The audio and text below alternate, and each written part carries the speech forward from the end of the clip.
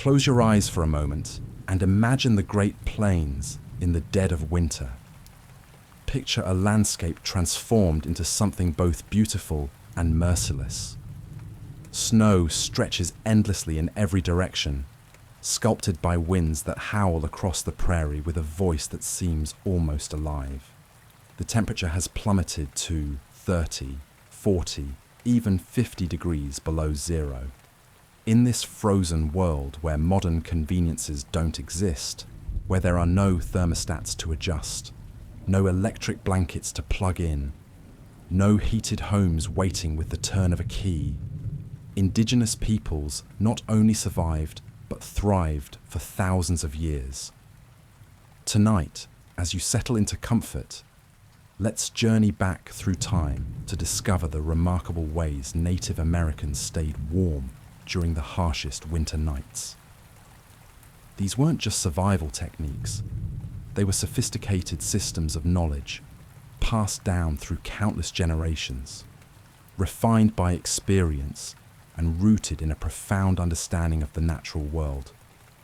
The wisdom they developed speaks to human ingenuity at its finest, showing us that survival isn't just about enduring hardship, but about working in harmony with the environment, even when that environment seems determined to freeze every living thing within it. The wind outside a teepee on a winter night made a sound unlike anything else. It would start as a low moan across the plains, building into a shriek that rattled the lodge poles and made the hide coverings strain against their lashings. Inside, families huddled together, protected by layers of knowledge that had kept their ancestors alive through countless winters. They understood something that modern society has largely forgotten. Warmth in the coldest months wasn't just about generating heat. It was about conserving it, trapping it, and respecting the power of cold itself. Long before thermometers and weather forecasting, Native American peoples developed an intimate relationship with winter that went far beyond mere survival. They didn't see cold as an enemy to be conquered, but as a powerful force deserving of respect and understanding. This philosophical approach shaped everything about how they prepared for and endured the frozen months. The elders would say that cold was a living spirit, one with tremendous power that could take life as easily as the summer sun could give it.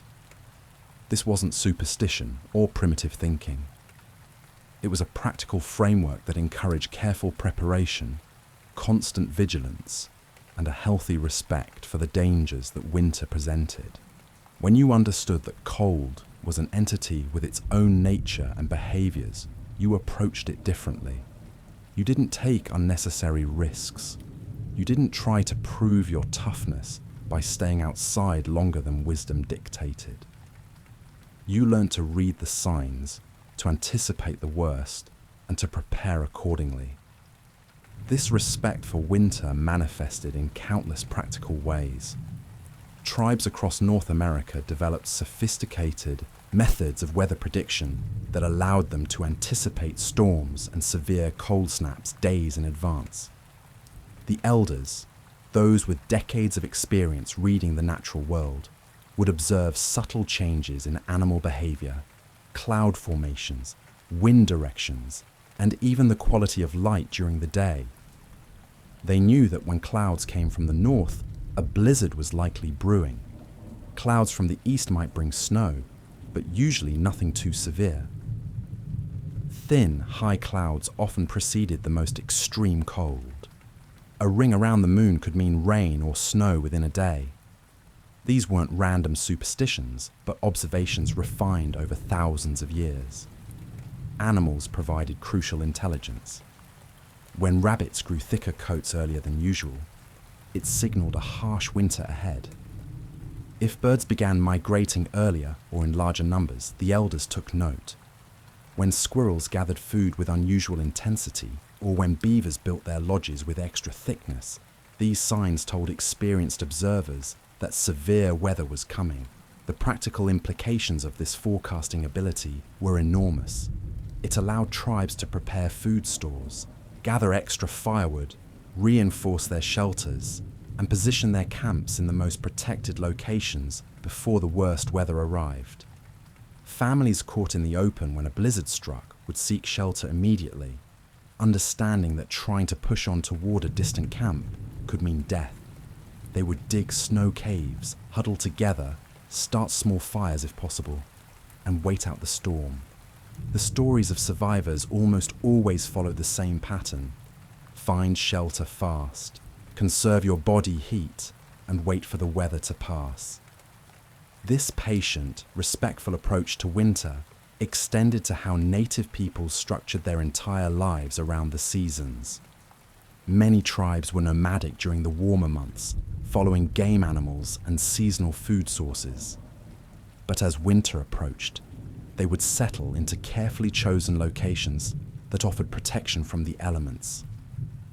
These winter camps weren't random selections. They were sites identified through generations of experience, places where valleys provided shelter from prevailing winds, where forests offered firewood and windbreaks, where south-facing slopes caught more sunlight, and where water sources remained accessible even when ice covered the land. The psychological aspect of winter survival was just as important as the physical preparations. Long, dark months confined to shelters could wear on the spirit. The indigenous peoples understood this and developed social structures and activities that helped maintain morale. Winter became a time for storytelling, for passing down knowledge, for crafts and repairs, for strengthening community bonds. The darkness and cold that might have driven people to despair instead became an opportunity for cultural transmission and social cohesion. In many tribes, winter was actually a welcome season. After the hard work of spring planting, summer maintenance, and fall harvests, the cold months offered a respite. With food properly stored and shelters prepared, families could spend more time together. Children learned the stories of their people. Young adults courted and married. Elders shared their wisdom. The long nights by the fire weren't empty time to be endured, but valuable periods for education, entertainment, and relationship building. This positive framing of winter wasn't naive optimism. It was a practical necessity. When you couldn't change the weather, you changed your relationship to it. You found value in what the season offered rather than focusing only on its hardships.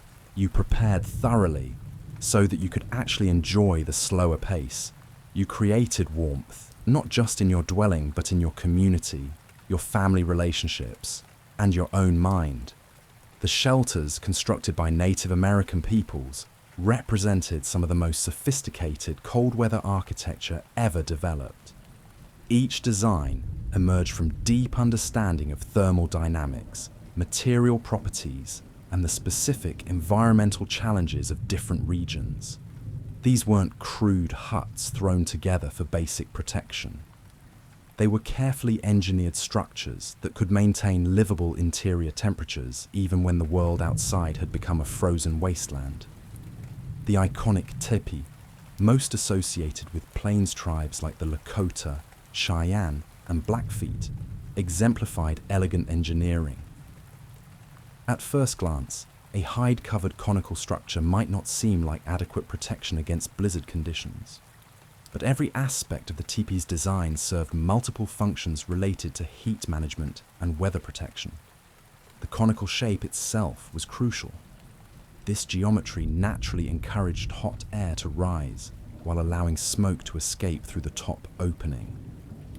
The steep angle also prevented snow from accumulating on the structure, which could add dangerous weight and provide additional insulation in moderation, but become hazardous in excess.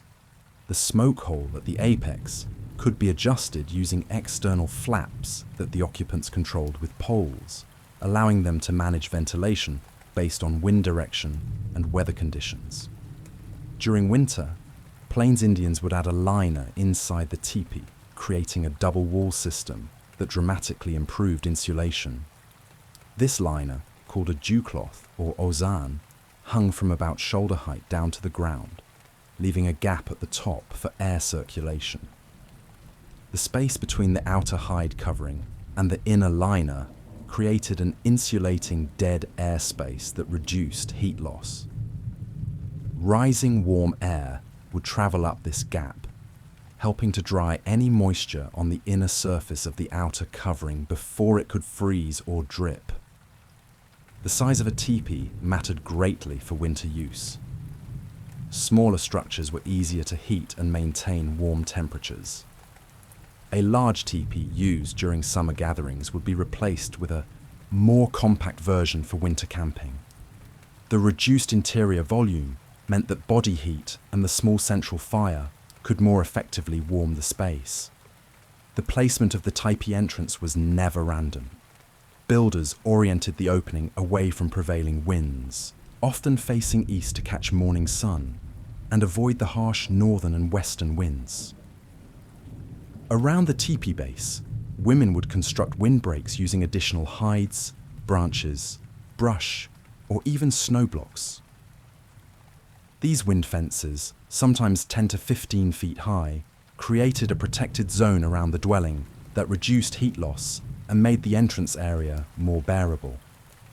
Inside, the floor plan followed an organized pattern optimized for warmth.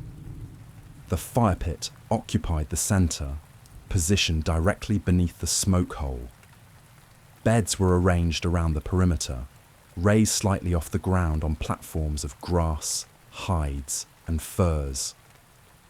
This elevation was critical because cold air settles, and sleeping on the ground would mean lying in the coldest zone. The raised sleeping areas put people in the warmer air that had risen from the fire. Earth lodges, used by more sedentary tribes like the Mandan, Hidatsa, and Arikara in the northern plains, represented a completely different architectural approach. These substantial structures took advantage of the Earth's natural insulating properties and thermal mass. The Earth itself became the primary building material and insulation system. Construction of an earth lodge began by excavating a circular pit several feet deep. This subterranean foundation was crucial. Below the frost line, the Earth maintains a relatively constant temperature year-round. In regions where winter air temperatures might plunge to 50 degrees below zero, the ground just a few feet down might remain at 30 or 40 degrees Fahrenheit. Building into this more stable thermal environment immediately improved the structure's ability to maintain warmth. Large wooden posts, typically cottonwood, formed the structural framework. 4 massive central posts supported heavy beams, which in turn held radiating rafters that created the characteristic dome shape. Workers would then layer the framework with willow branches, reeds, and grass in a careful pattern. This organic layer provided the base for the earthen covering. The earth itself was applied in thick layers, sometimes 6 to 8 feet deep on the sides, creating enormous thermal mass. During the day, this mass would slowly absorb heat from the sun and from the interior fire. At night, it would gradually release that stored heat, helping to moderate temperature swings. In summer, the same thermal mass worked in reverse, absorbing heat during the day and providing cooling at night. The roof often included a layer of thatch beneath the earth, adding another level of insulation. Sod pieces would be placed on top as a living layer that helped bind the structure together and shed rain. In winter, this entire system created a shelter that could maintain internal temperatures around 70 degrees when outside conditions were brutally cold. Earth lodges included sophisticated details that enhanced their thermal performance. The entrance was typically a covered passage or tunnel, sometimes extending 6 to 9 feet from the main chamber. This entrance passage acted as an airlock, preventing cold air from blasting directly into the living space when people entered or exited. Often, A windbreak or screen just inside the entrance provided additional protection. The central hearth was carefully designed with rocks underneath that would absorb and radiate heat. Some lodges included multiple hearths, one for cooking and one purely for warmth. Smoke vents in the roof could be partially covered with hides or wooden covers when necessary, though some opening had to remain for smoke to escape. The interior walls might be lined with additional hides, reed mats, or woven grass panels that created yet another insulating layer. These interior coverings also absorbed moisture, preventing the dripping condensation that would make the space uncomfortably damp. Storage pits dug into the floor held preserved foods and were lined with grass and willows to prevent spoilage. In the eastern woodlands and Great Lakes regions, longhouses served similar purposes. These rectangular structures, home to Iroquois and other tribes, could extend over 100 feet in length and house multiple families. The framework consisted of young trees bent into arched forms and lashed together, then covered with large sheets of elm bark. Longhouses took advantage of communal living for warmth. Multiple families sharing the space meant multiple bodies generating heat. Each family had its own section along the sides, with sleeping platforms elevated above the ground. A central corridor ran the length of the building, containing several fire pits that provided heat for everyone. The bark covering, applied in overlapping layers like shingles, shed water effectively and provided substantial insulation. Additional bark panels could be added for winter, increasing the wall thickness. In severe weather, families might hang hide curtains inside to create smaller, more easily heated spaces within their sections. Wigwams, smaller dome-shaped dwellings common among Algonquian peoples, used a bent sapling frame covered with bark, mats, or hides. Though smaller than longhouses, they could be remarkably warm. The dome shape encouraged efficient heat circulation. Multiple layers of covering provided insulation. Some builders would add an outer layer of earth or turf during winter, essentially creating a miniature earth lodge. In the far north, where trees became scarce and snow dominated the landscape for much of the year, Inuit peoples perfected the igloo, perhaps the most ingenious cold weather shelter ever devised. The counterintuitive truth of igloos is that they used the cold itself as a building material and took advantage of snow's surprising properties as an insulator. Snow, when properly compacted, contains countless tiny air pockets. Air is an excellent insulator, and these trapped pockets create a material that can protect against extreme cold. Experienced builders would seek out snow with the right characteristics, not powder, but wind-packed snow that had achieved the proper density and could be cut into stable blocks. The construction process demonstrated remarkable skill. Starting with a circle marked in the snow, the builder would cut blocks from surrounding drifts or from within the structure's footprint itself, gradually digging down as the walls rose. The blocks were placed in a continuous spiral, each leaning slightly inward and each successive row creating a smaller diameter than the one below.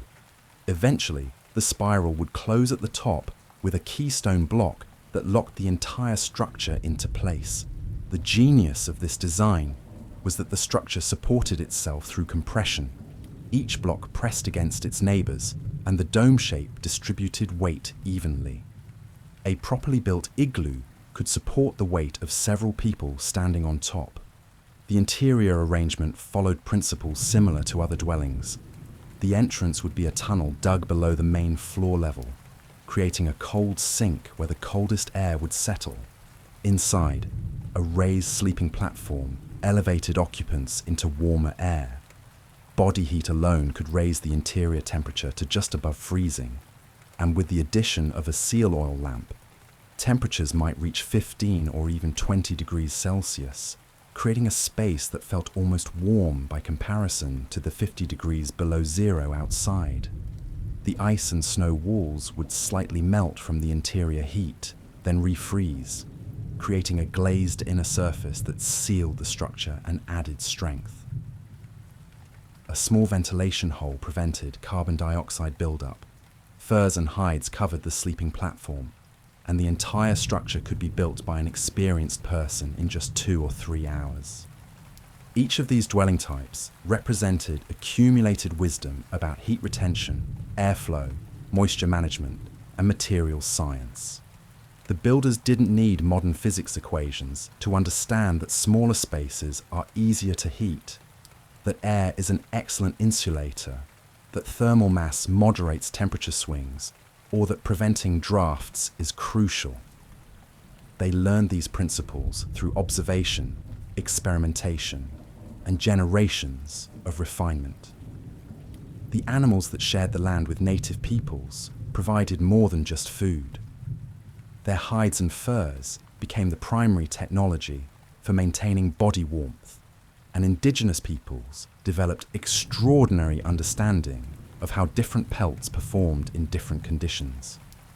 Buffalo, or more accurately, American bison, stood at the center of Plains Indian life, and its hide was unmatched for winter protection. A buffalo hide combined multiple advantageous properties. First, it was simply enormous. A single hide from a large bull could measure 8 feet by 10 feet or more, large enough to provide substantial coverage for bedding, clothing, or shelter reinforcement. But size alone doesn't explain why buffalo hide was so prized. The hide itself was thick and durable, resistant to tearing and wear. This toughness meant the garments and bedding made from buffalo hide could withstand the constant friction and stress of daily use. The hide provided an effective windbreak, crucial in exposed prairie conditions where wind chill could make already frigid temperatures deadly. The fur that covered the hide had its own remarkable properties. Buffalo fur consists of 2 distinct layers. The outer guard hairs are coarse and relatively long, providing protection against moisture and wind. These guard hairs shed water and snow rather than absorbing it, keeping the insulating layer beneath dry even in wet conditions. The inner layer is a soft, dense down that traps air in countless tiny pockets. This down layer provides the bulk of the insulation, creating dead air spaces that prevent heat from escaping the body. The combination meant that a buffalo robe functioned as a portable micro-environment.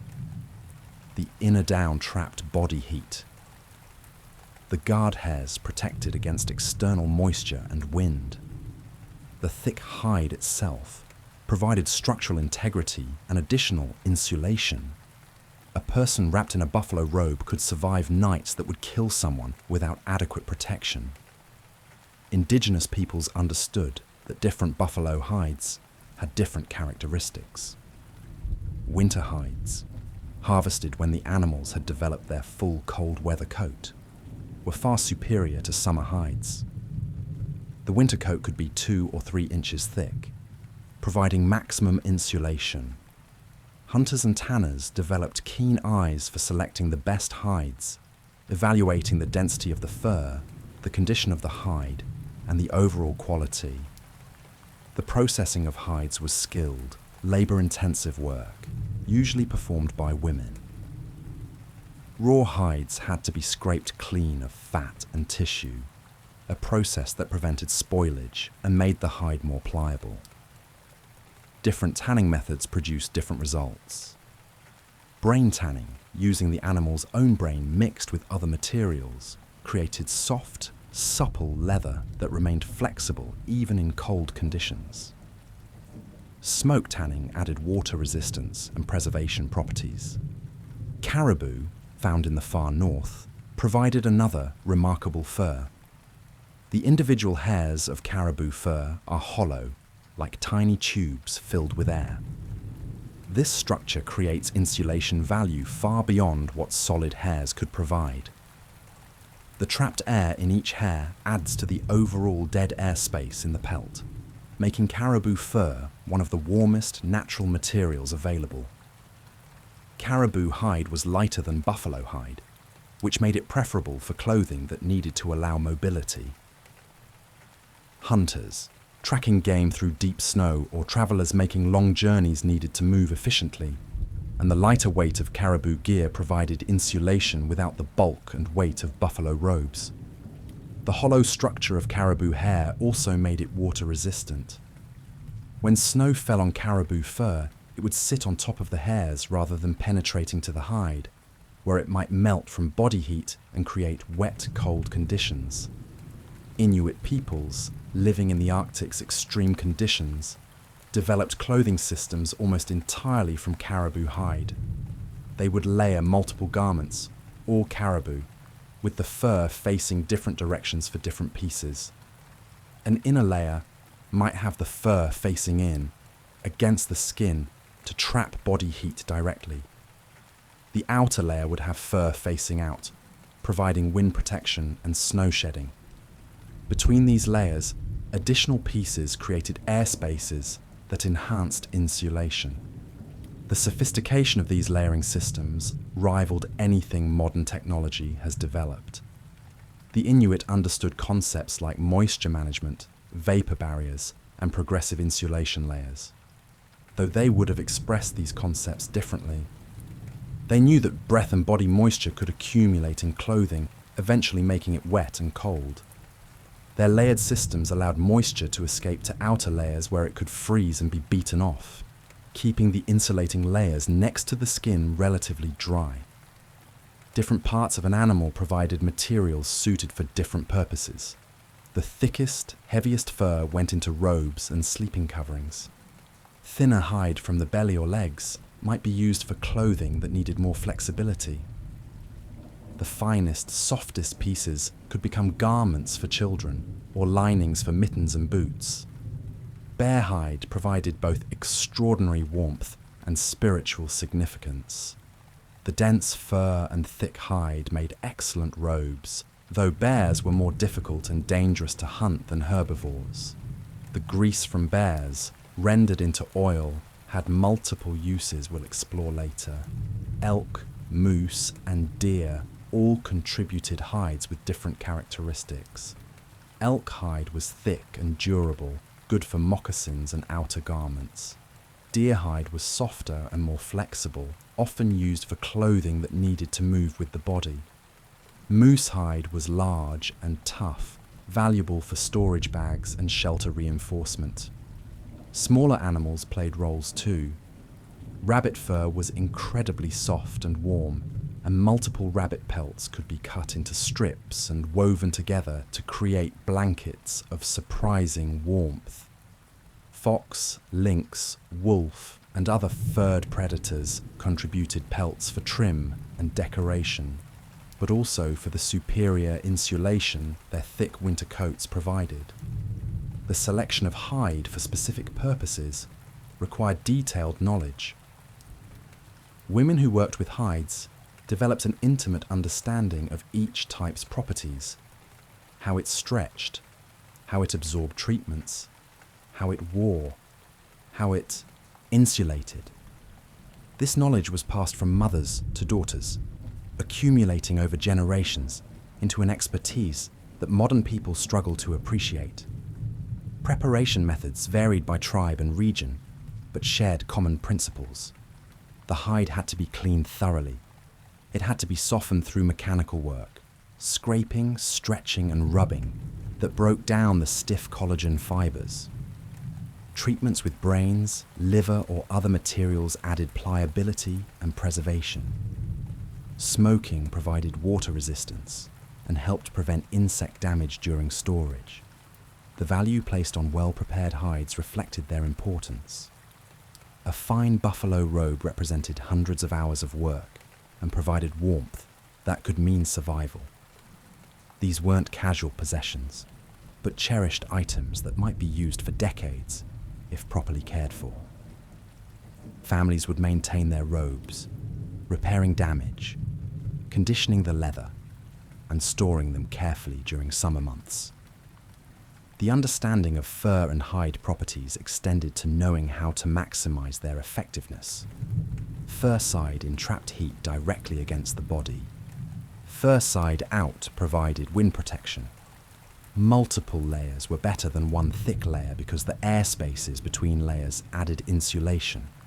Tight closures at neck, wrists and ankles prevented heat loss through these potential leak points. This wasn't just practical knowledge. It represented a relationship with the animals that went beyond simple resource extraction. Hunters offered respect and thanks to the animals they killed, recognizing the gift of life the animal provided. Wasting any part of an animal was considered disrespectful and impractical. The meat fed the tribe, the hide provided clothing and shelter, the bones became tools, the sinew became thread, even the organs had uses. This complete utilization reflected both practical necessity and spiritual respect. At the center of every dwelling, regardless of design, lived fire. More than just a source of warmth, fire represented life itself, a heart that had to be maintained with constant vigilance and deep understanding. The peoples who survived thousands of winters in unforgiving climates became masters of fire, developing techniques and knowledge that allowed them to create, maintain, and maximize heat, even when conditions seemed impossible. The ability to create fire was so fundamental that every member of a tribe learned the skill from childhood. Multiple methods existed, each suited to different situations and available materials. The hand drill, perhaps the most basic technique, involved rapidly spinning a wooden drill against a wooden baseboard, using friction to create heat that would ignite tinder. This required the right wood species, materials that would produce ember-generating friction without wearing down too quickly. Willow, cottonwood, aspen, and other relatively soft woods often worked well. The bow drill improved on the hand drill by using a bow to spin the drill, making it easier to maintain consistent speed and pressure. A small bearing block held by the other hand allowed greater downward force while reducing friction at the top of the drill. Mastery of this technique meant a skilled person could generate fire in just minutes under good conditions. The fire plow used a different approach, plowing a stick rapidly back and forth through a groove cut in a baseboard. The accumulated wood dust from this action would eventually ignite from the heat of friction. Though requiring significant physical effort, this method worked with different wood combinations than the drill methods. Flint and steel, once steel became available through trade, provided a faster method, but required having the right materials. Striking steel against flint produced hot sparks that would land in tinder and, with careful nurturing, develop into flame. The tinder itself required knowledge. Dried fungus, plant down, shredded bark, and other materials that would catch and hold a tiny spark. But creating fire was only the beginning. Maintaining it through long winter nights required constant attention and sophisticated fuel management. Wood, where available, provided the most obvious fuel, but different woods burned differently, and experienced fire tenders understood these distinctions. Hardwoods, like oak, ash, and hickory, burned hot and produced long-lasting coals. Soft woods like pine and spruce ignited easily and burned quickly, useful for starting fires, but less ideal for maintaining heat through the night. On the treeless plains, wood was precious. Trees grew only along river valleys, and every piece of wood had to be carefully collected and conserved. Plains Indians developed the ability to maintain heat with minimal fuel. Buffalo chips, dried buffalo dung, became the primary fuel source. While this might sound crude, buffalo chips burned hot enough for cooking and provided steady heat. They were abundant on the plains where massive herds roamed, and they could be collected easily and stored dry. The technique for using buffalo chips efficiently involved building a relatively small fire and surrounding it with rocks. As the fire burned, the rocks absorbed heat. Even after the flames died down, the rocks continued radiating warmth for hours. By carefully managing fuel and using the thermal mass of stones, a family could maintain livable temperatures through the night without constantly feeding the fire. The placement and structure of the fire pit itself represented accumulated engineering knowledge.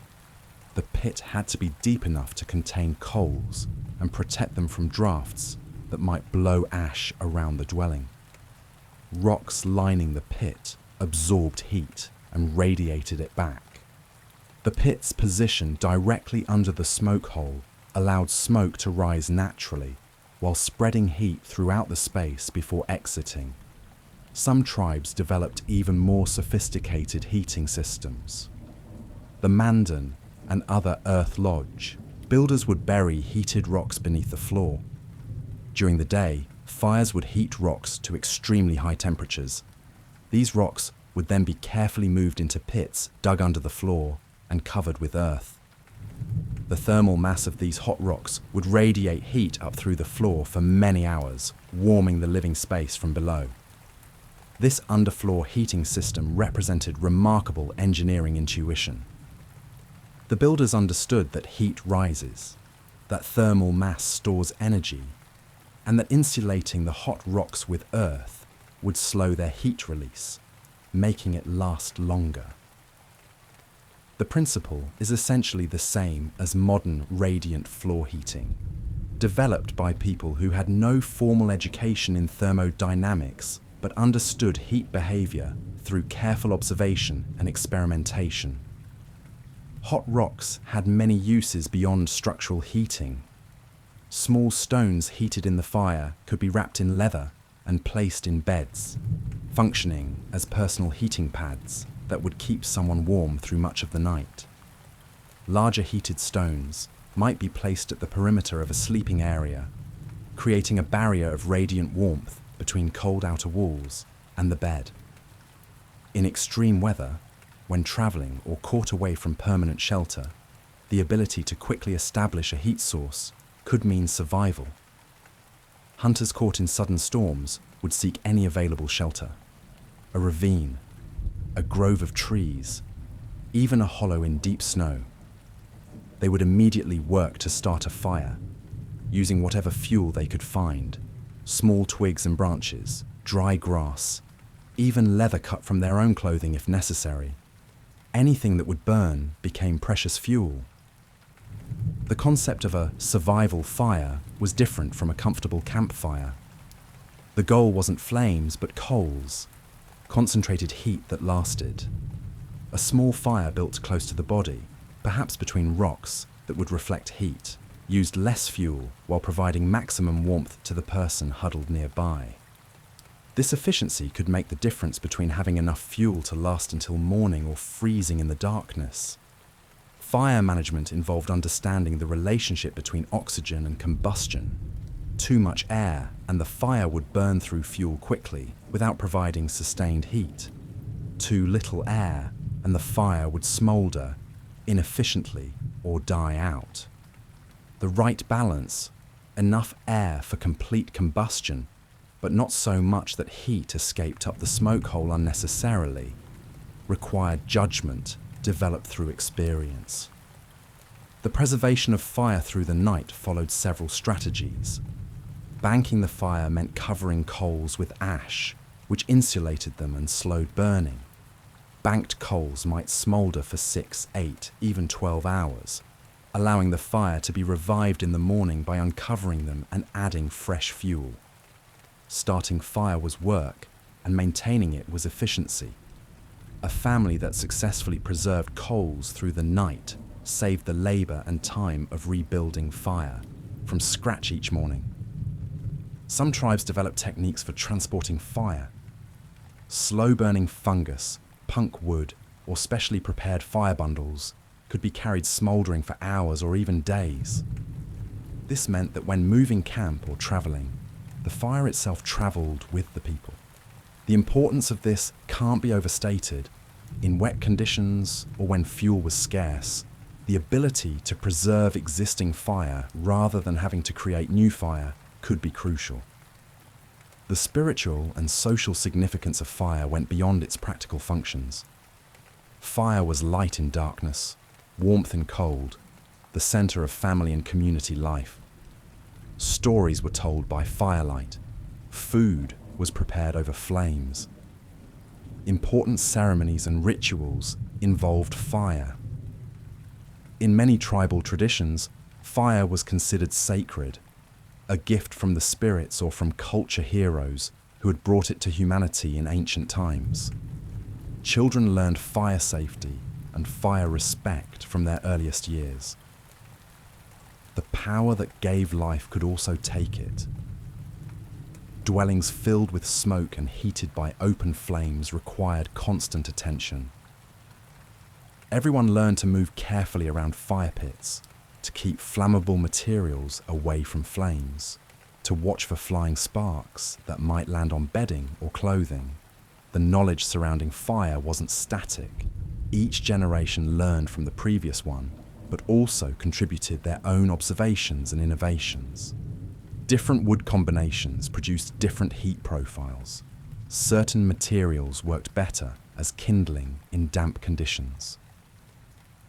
The arrangement of stones around a fire affected how heat radiated.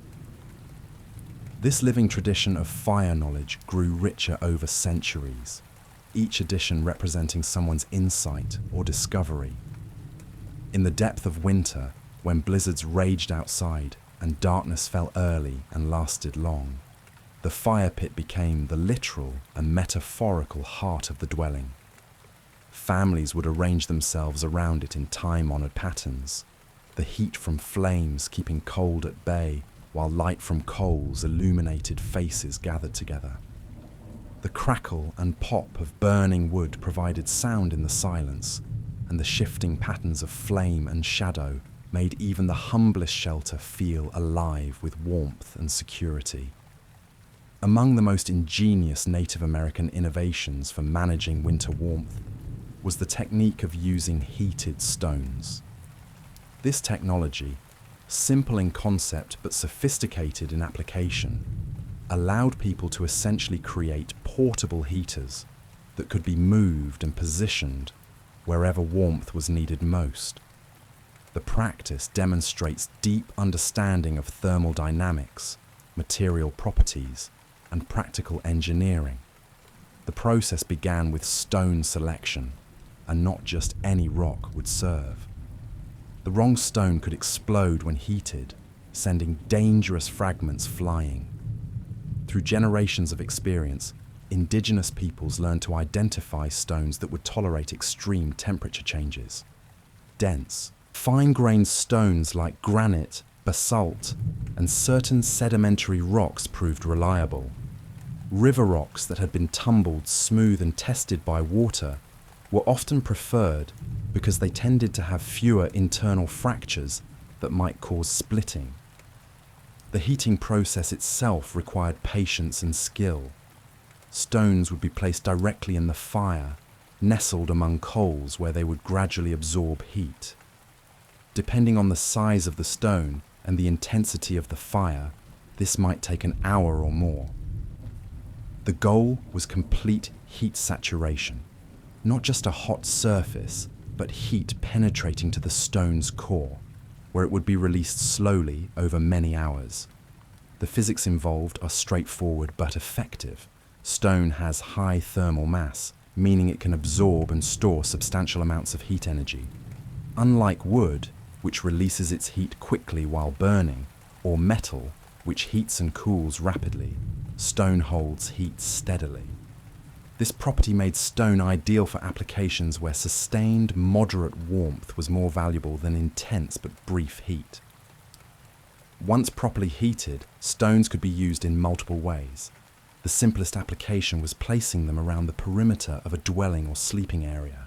The radiant heat from multiple strategically placed stones could raise the temperature of the entire space. Unlike fire, which required constant feeding and attention, heated stones provided several hours of maintenance-free warmth. For sleeping, heated stones wrapped in leather or thick layers of hide could be placed directly in bedding. The wrapping prevented burns while allowing heat to transfer gradually through the night. A large stone positioned near the feet, where blood vessels close to the surface made people particularly sensitive to cold, could keep someone comfortable for 6 or 8 hours. Multiple smaller stones distributed through the bedding created zones of warmth that made even the coldest nights endurable. The technique required judgment about temperature. A stone too hot would burn through leather wrapping or force someone to sleep away from it, wasting its warmth. A stone not heated sufficiently wouldn't provide heat through the night. Experienced people could gauge the right temperature by holding their hand near the stone, feeling the intensity of radiant heat and knowing from years of practice when it had reached the optimal point. Children would often be given smaller heated stones, sized appropriately for their smaller bodies and beds. Elders, whose circulation might not keep them as warm as younger adults, received the largest stones and the most attention to their comfort. This care for the vulnerable members of the community reflected values that went beyond mere survival into genuine concern for everyone's well-being. The morning routine in winter often began by retrieving the stones that had warmed beds through the night. These would be returned to the fire for reheating while people began their daily activities. This cycling of stones, from fire to bed and back to fire, created an efficient system that maximized the heat extracted from fuel. Every bit of warmth served multiple purposes before finally dissipating. Heated stones found uses beyond bedtime comfort. During the day, people might sit near warmed stones while doing detailed handwork that required them to remain relatively still. The warmth allowed them to keep hands nimble despite cold air. Women sewing or doing beadwork, men carving or repairing tools. These sedentary tasks became more pleasant when performed near a heated stone.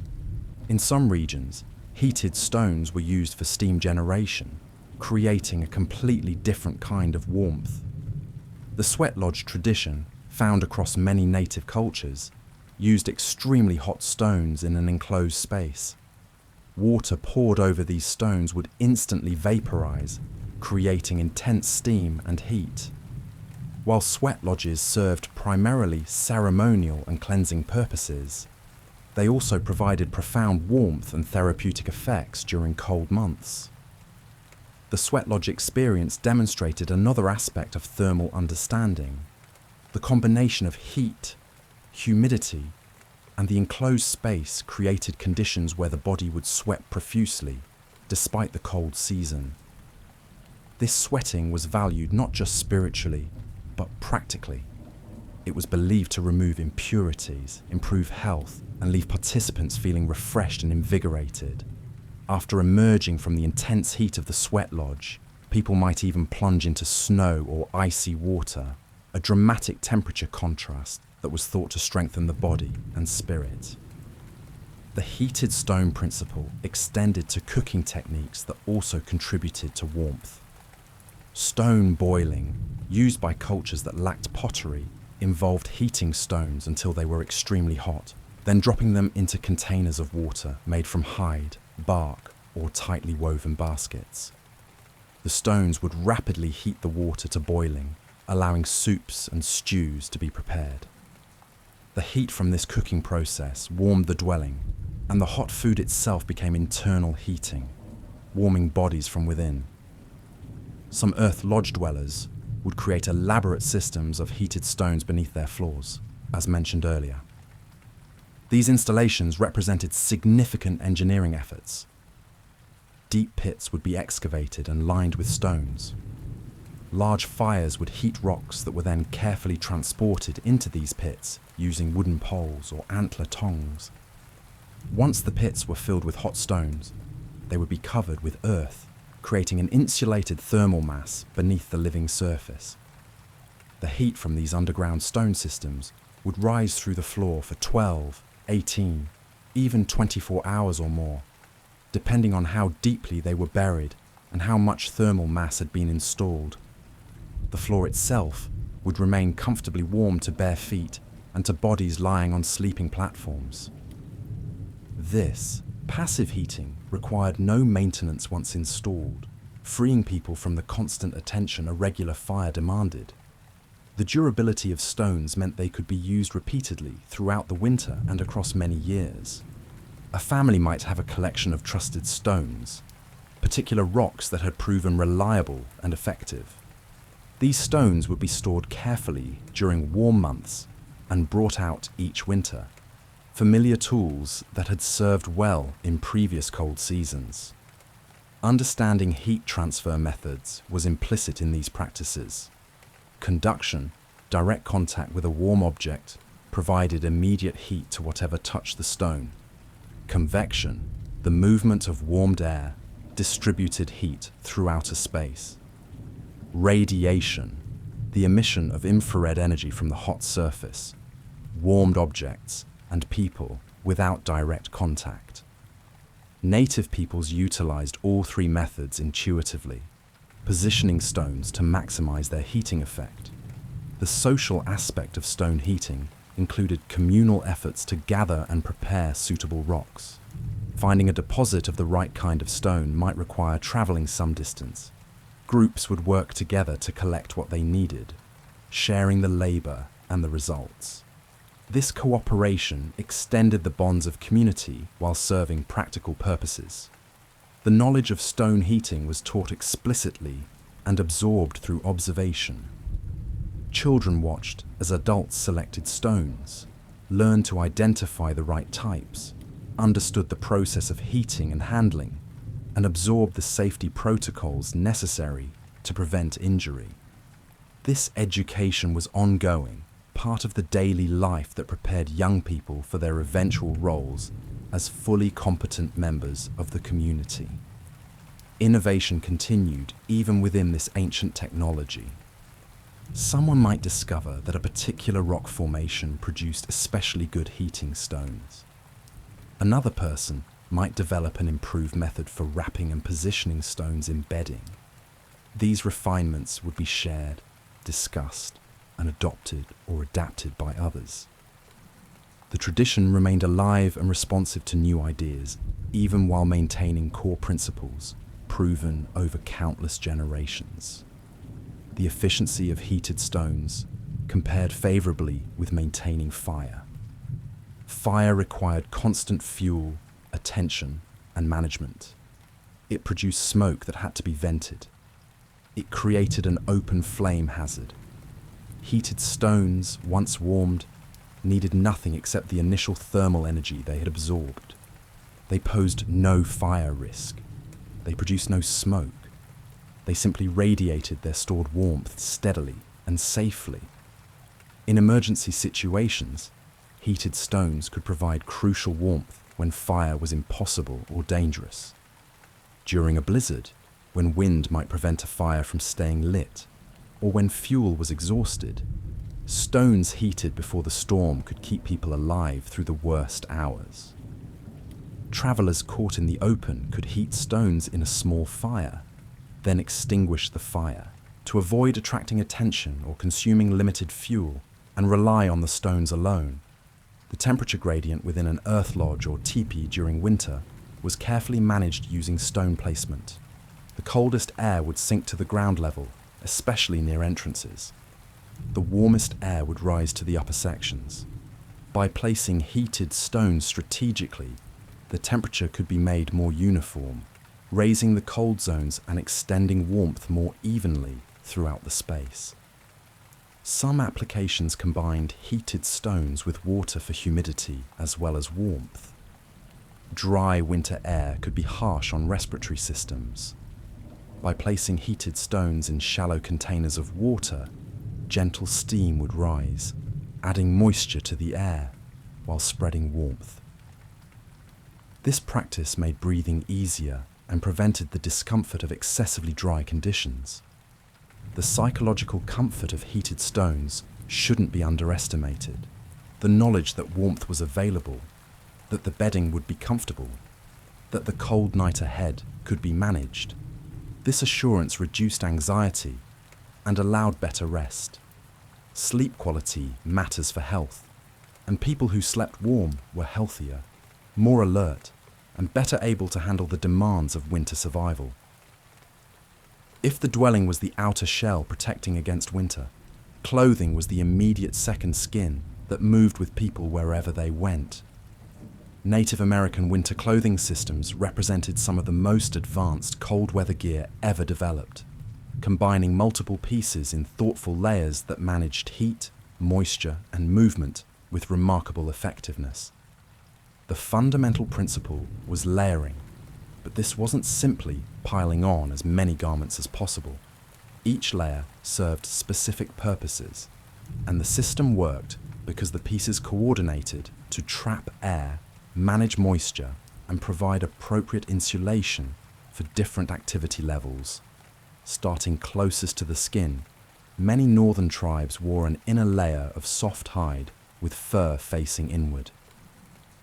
This intimate contact with fur created the first barrier of warm, trapped air directly against the body. The fur's softness prevented irritation during movement, while its insulating properties began the process of heat retention. This innermost layer would be relatively light, allowing comfort and flexibility. Over this base layer came the primary insulating garments. These varied by region and culture, but shared the goal of creating substantial dead air space. Plains warriors might wear shirts and leggings of buffalo hide, the thick fur providing maximum insulation. Northern hunters favored caribou hide, lighter in weight, but equally warm due to the hollow hair structure of caribou fur. These middle layers were where the bulk of insulation occurred, where body heat was trapped in the countless tiny air pockets within and between fur fibers. The outer layer focused on wind protection and weather resistance. This might be a heavy buffalo robe worn with the fur facing outward, shedding snow and breaking the wind. Or it might be a carefully tailored parka of caribou hide, designed with a hood, tight closures at wrists and hem, and sometimes even a tail that could be wrapped around the legs when sitting. The outer layer didn't need to provide as much insulation because inner layers handled that function. Instead, it had to protect those inner layers from wind and precipitation that could compromise their effectiveness. The genius of this layering system was its adaptability. During strenuous activity like tracking game through deep snow, a person would generate substantial body heat. Too much insulation would cause sweating, and sweat in clothing could later freeze, creating dangerous cold. So the outer layer might be opened or removed entirely, allowing excess heat to escape while inner layers continued providing basic insulation. When movement stopped, the outer layer would be closed again, preventing heat loss during rest. Footwear represented perhaps the most crucial clothing element because feet were especially vulnerable to cold and frostbite. Moccasins were the foundation, but winter moccasins bore little resemblance to the light summer versions. Winter footwear might include multiple components, an inner soft moccasin, then insulating layers of fur or dried grass, then an outer moccasin of tough hide that could withstand snow and rough terrain. Some designs reached to the knee or higher, providing leg warmth and preventing snow from entering the footwear. The Inuit developed specialized boots called Mukluks, made from seal skin or caribou hide, that exemplified cold weather footwear design. The soles were made from especially tough hide that remained flexible even in extreme cold. Multiple insulating layers inside included fur, dried grass, or moss. The tops extended high up the leg and could be tightened with drawstrings to seal out snow and cold air. Worn with several layers of fur socks, Mukluks kept feet warm in temperatures that would cause severe frostbite in inadequate footwear. The importance of dry feet was well understood. Moisture in footwear, whether from external snow or internal perspiration, was a serious problem. At night, footwear would be dried carefully by the fire, and any insulating materials inside would be replaced if they had become damp. Fresh dried grass or moss could be gathered even in winter from places where it grew and froze dry. This daily maintenance of footwear was as routine as feeding the fire and just as essential for survival. Hands required equally careful protection. Mittens, not gloves, were universally preferred because mittens allowed fingers to share warmth rather than isolating each finger in its own compartment. A liner mitten of soft fur might be worn inside a larger outer mitten of thick hide. For fine work requiring dexterity, the outer mitten could be removed briefly, with the liner providing basic protection. When extreme cold threatened, hands could be tucked inside clothing against the body where they would warm quickly. Some winter mittens were attached to long straps that went over the shoulders or around the neck, preventing loss if the mittens needed to be removed temporarily. This seemingly simple innovation prevented the disaster of losing a mitten in deep snow or while traveling, which could result in a frozen hand and potential amputation or death from gangrene. Head coverings were critical because substantial heat loss occurs from an uncovered head. Hoods might be integral to outer garments or separate pieces that could be worn as needed. Fur trim around the hood opening, often from wolves or wolverines, whose fur resisted frost accumulation from breath, created a warm tunnel around the face. This protected the most vulnerable facial features, nose, cheeks, and ears, from frostbite while allowing adequate vision. Some northern peoples developed face masks or mufflers for extreme conditions. These might be simple pieces of hide with openings for eyes and mouth, providing a layer of protection for the face while still allowing breathing and sight. In the worst weather, when wind chill could freeze exposed skin in minutes, this extra facial protection meant the difference between safe travel and serious injury. The construction of clothing demonstrated sophisticated understanding of ergonomics and body mechanics. Seams were positioned to avoid areas of high wear or critical insulation. Armholes allowed full range of motion for hunting, gathering firewood, or any of the countless physical tasks winter required. Closures at neck, wrists and waist could be tightened or loosened to regulate heat loss. The cut and fit of garments reflected generations of refinement, each adjustment making the clothing more functional. Waterproofing techniques adapted natural materials to shed moisture. Some peoples would grease leather with animal fat, creating a water-resistant surface. Fish oil, seal oil, and rendered bear fat all served this purpose, rubbed into hide until it became nearly waterproof. This treatment also kept the leather supple in cold conditions, preventing the stiffness that made movement difficult and allowed cold to penetrate. The sewing of winter garments required special skills and tools. Sinew, the stringy tissue from animals, made excellent thread, strong, durable, and somewhat elastic. Bone needles or awls created holes through thick hide that sinew could pass through. The stitching had to be tight enough to prevent air gaps that would allow heat to escape, yet not so tight that it created stiff, inflexible seams. Women who excelled at this work were highly valued because their skills directly contributed to family survival. Decoration and ornamentation on winter clothing served more than aesthetic purposes, though beauty was certainly valued. Beadwork, quill work, and painted designs identified tribal affiliation, family lineage, and individual achievements. A warrior's clothing might display symbols of his exploits. A woman's dress might include patterns traditional to her family. This visual communication strengthened social bonds and maintained cultural identity even when people were bundled in layers of hide and fur. Seasonal transitions in clothing were carefully managed. As winter approached, families would assess their clothing inventory. repairing damage from the previous season and creating new pieces where necessary. Children grew, requiring new clothing each year.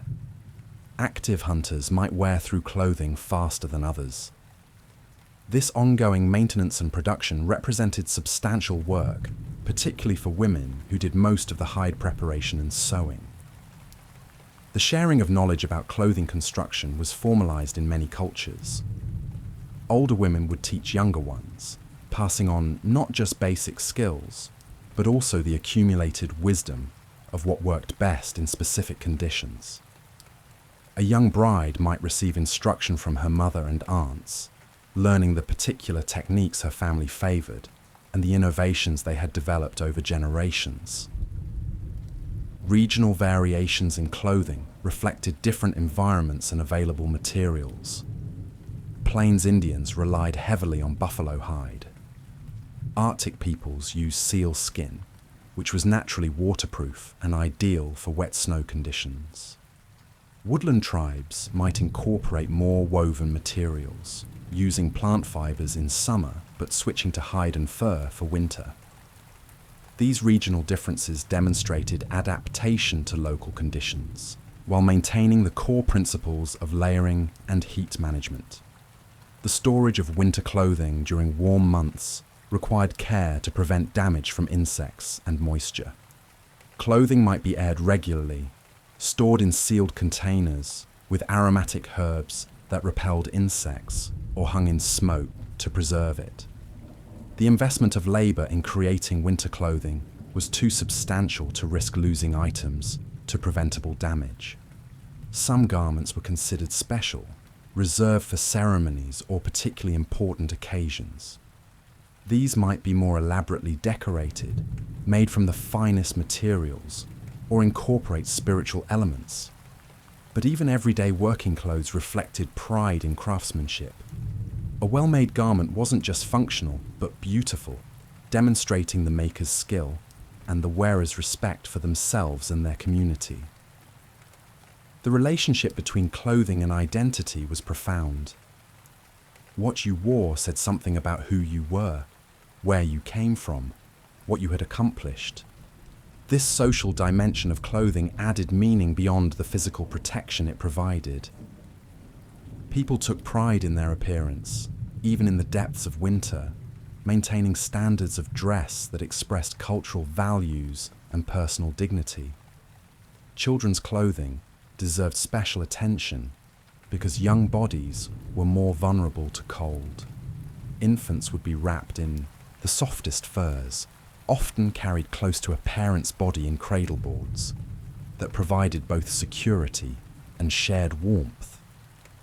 As children grew, they received appropriately sized versions of adult clothing, learning gradually to manage their own comfort and to recognize when they were getting too cold or too warm. The education in clothing management began early and continued throughout life. Children learned to check their footwear for moisture, to adjust clothing layers as activity changed, to recognize the signs of frostbite or hypothermia. These skills were life-saving knowledge, taught with the same seriousness as hunting techniques or food preparation, beyond external sources of warmth and protective clothing. Native Americans understood that the body itself was a heat generator that could be managed and optimized. This internal dimension of staying warm involved practices related to diet, activity, and physiological awareness that modern people have largely forgotten. The human body produces heat through metabolism, the chemical processes that convert food into energy. This basic fact shaped winter dietary practices in profound ways. Foods rich in fats and proteins provided more sustained energy and heat generation than foods high in simple carbohydrates. The traditional winter diet of many indigenous peoples reflected this understanding, though they would have expressed it differently than modern nutritional science does. Pemmican represented one of the most sophisticated survival foods ever developed. This concentrated mixture of dried meat, rendered fat, and sometimes dried berries provided exceptional caloric density and nutritional balance. The preparation process began with drying meat, usually buffalo or elk, until it was completely desiccated. This dried meat would be pounded into a powder or shredded into fine fibers. Separately, fat would be rendered, heated slowly until it melted into pure tallow. The quality of this tallow mattered greatly. It had to be cooked sufficiently to remove moisture but not burned, which would create an unpleasant taste and reduce nutritional value. The rendered fat would be strained to remove any solid particles, resulting in clear, shelf-stable tallow. The dried meat and melted fat would be mixed in roughly equal proportions, while the fat was still liquid. Sometimes dried berries, chokecherries, blueberries, or others would be added for flavor and vitamins. This mixture would be packed tightly into containers, often rawhide bags, where it would solidify as the fat cooled. The result was a food that could last for years without spoiling, provided exceptional energy, and required no preparation or cooking to consume. A small amount of pemmican provided substantial calories and generated significant body heat during digestion. The high fat content was particularly valuable. Fat contains more than twice the calories per gram as protein or carbohydrates, and the body's process of metabolizing fat generates warmth. Hunters traveling in winter conditions would carry pemmican as primary rations, eating small amounts throughout the day to maintain energy and internal heat. Fresh meat, when available during winter, was also valued for its heat-generating properties. The digestive process itself produces heat, and the effort of digesting and metabolizing protein creates what's called the thermic effect of food. A substantial meal of meat would leave a person feeling warm for hours afterward as their body worked to process it. Soups and stews served multiple warming functions. The liquid itself carried heat directly into the body. The steam rising from hot food warmed the face and hands. The psychological comfort of warm food boosted morale. Bone broths, simmered for hours or even days, extracted nutrients and created particularly warming meals that also provided valuable minerals and gelatin. The timing of meals was strategically managed. A substantial meal before bed ensured the body would generate heat through digestion during the night. This internal furnace, combined with external sources like heated stones and adequate bedding, made sleep more comfortable. Similarly, eating before exposure to cold, whether heading out to check trap lines or leaving on a hunting expedition, provided metabolic fuel that would generate warmth during exertion. Hydration was crucial but counterintuitive in cold weather. People often don't feel as thirsty when it's cold, yet the body still needs adequate fluids to function properly. Dehydration impairs the body's ability to generate heat and regulate temperature. Indigenous peoples recognized this and made efforts to ensure adequate fluid intake, often through soups and teas rather than plain water, which provided both hydration and warmth. Hot drinks served important functions beyond hydration. Tea made from various plants, mint, pine needles, willow bark, and many others, provided warmth, flavor, and sometimes medicinal benefits. The ritual of preparing and sharing tea created social moments that helped pass long winter days. The physical warmth of cupping hands around a warm container offered immediate comfort that people appreciated deeply. Physical activity generated heat, and there was an art to managing exertion in cold weather. Too much activity would cause sweating, which was dangerous because wet clothing lost insulating value and could freeze. Too little activity meant not generating enough internal heat. The balance point, working hard enough to stay warm but not so hard as to sweat, required awareness and self-regulation. Experienced winter travelers understood this balance intuitively. They would pace themselves, moving steadily but not frantically. If they began to feel too warm, they would slow down or remove an outer layer before sweating occurred. If they felt cold, they would increase activity or add clothing proactively rather than waiting until they were dangerously chilled.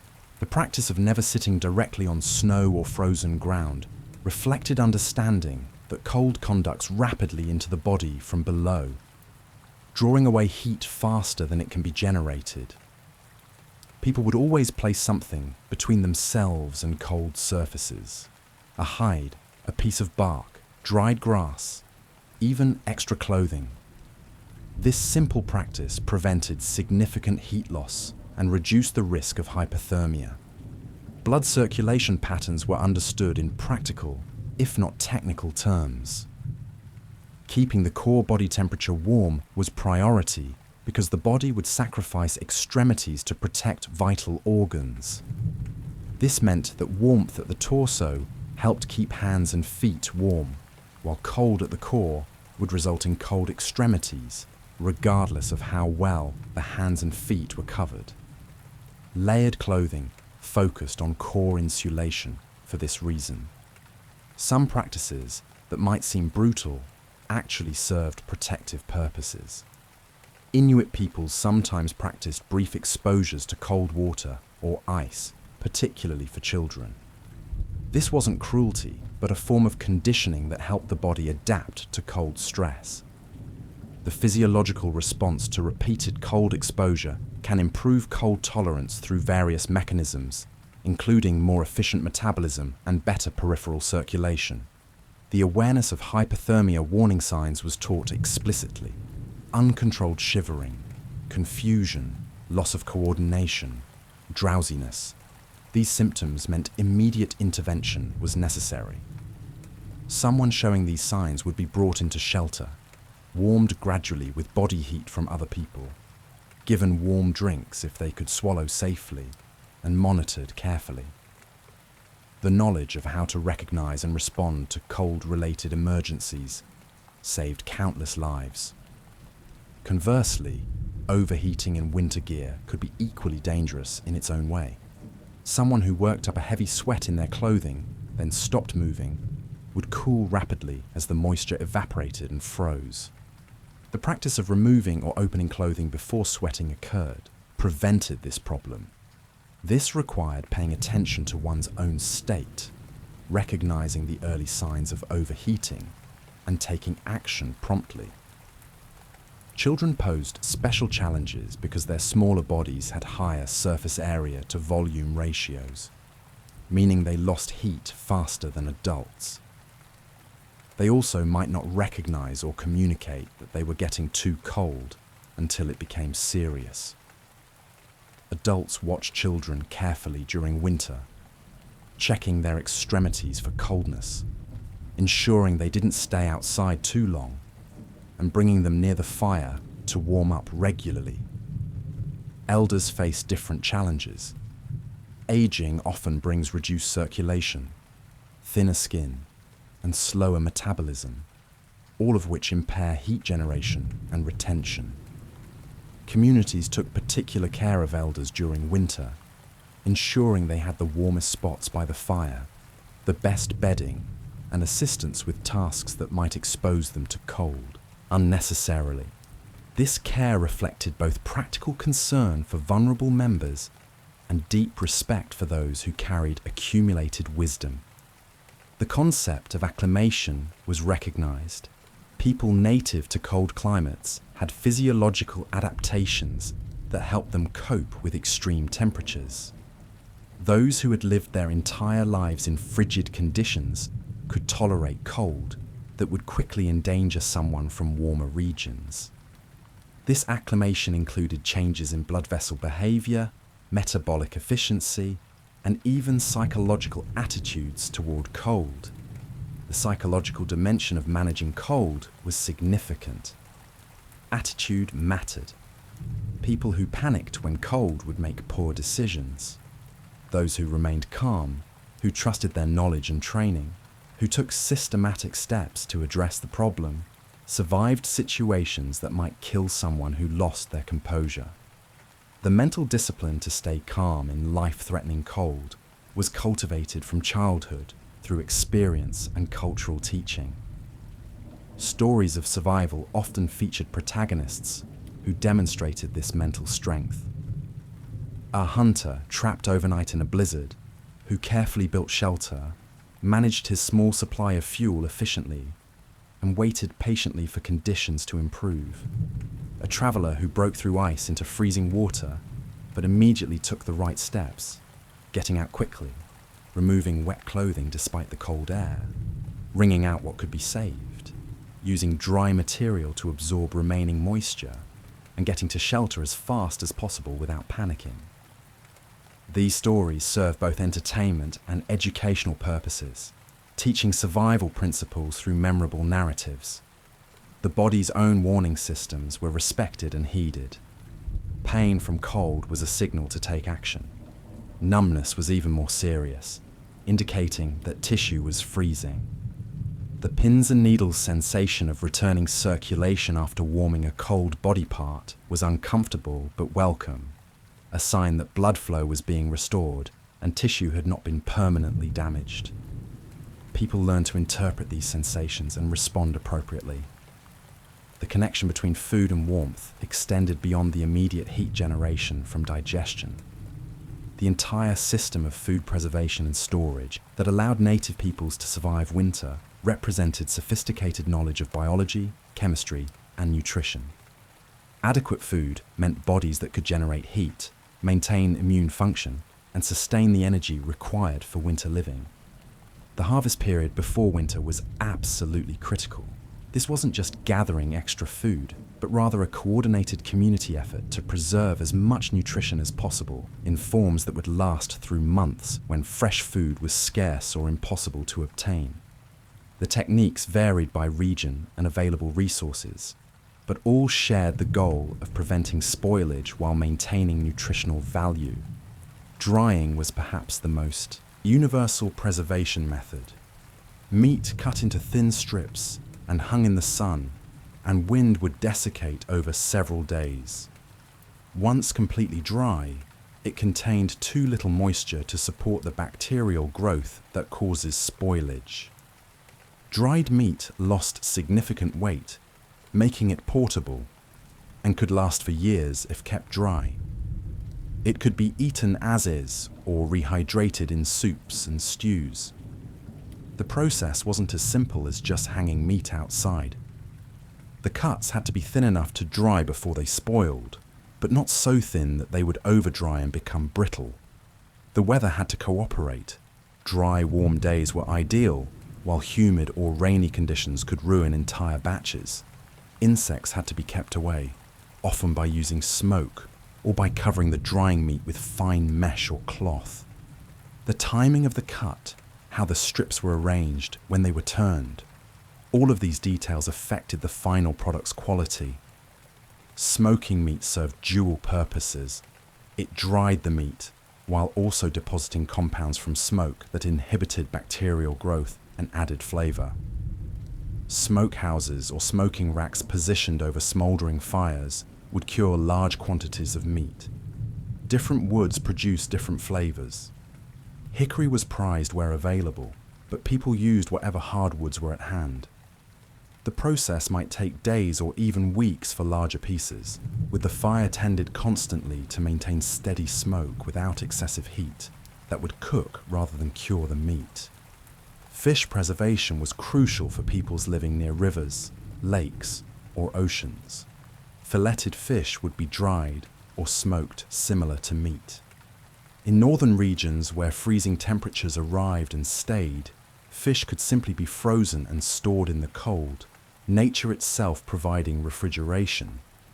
Ice houses or pits dug into permanently frozen ground became natural freezers where fish would keep indefinitely at below zero temperatures.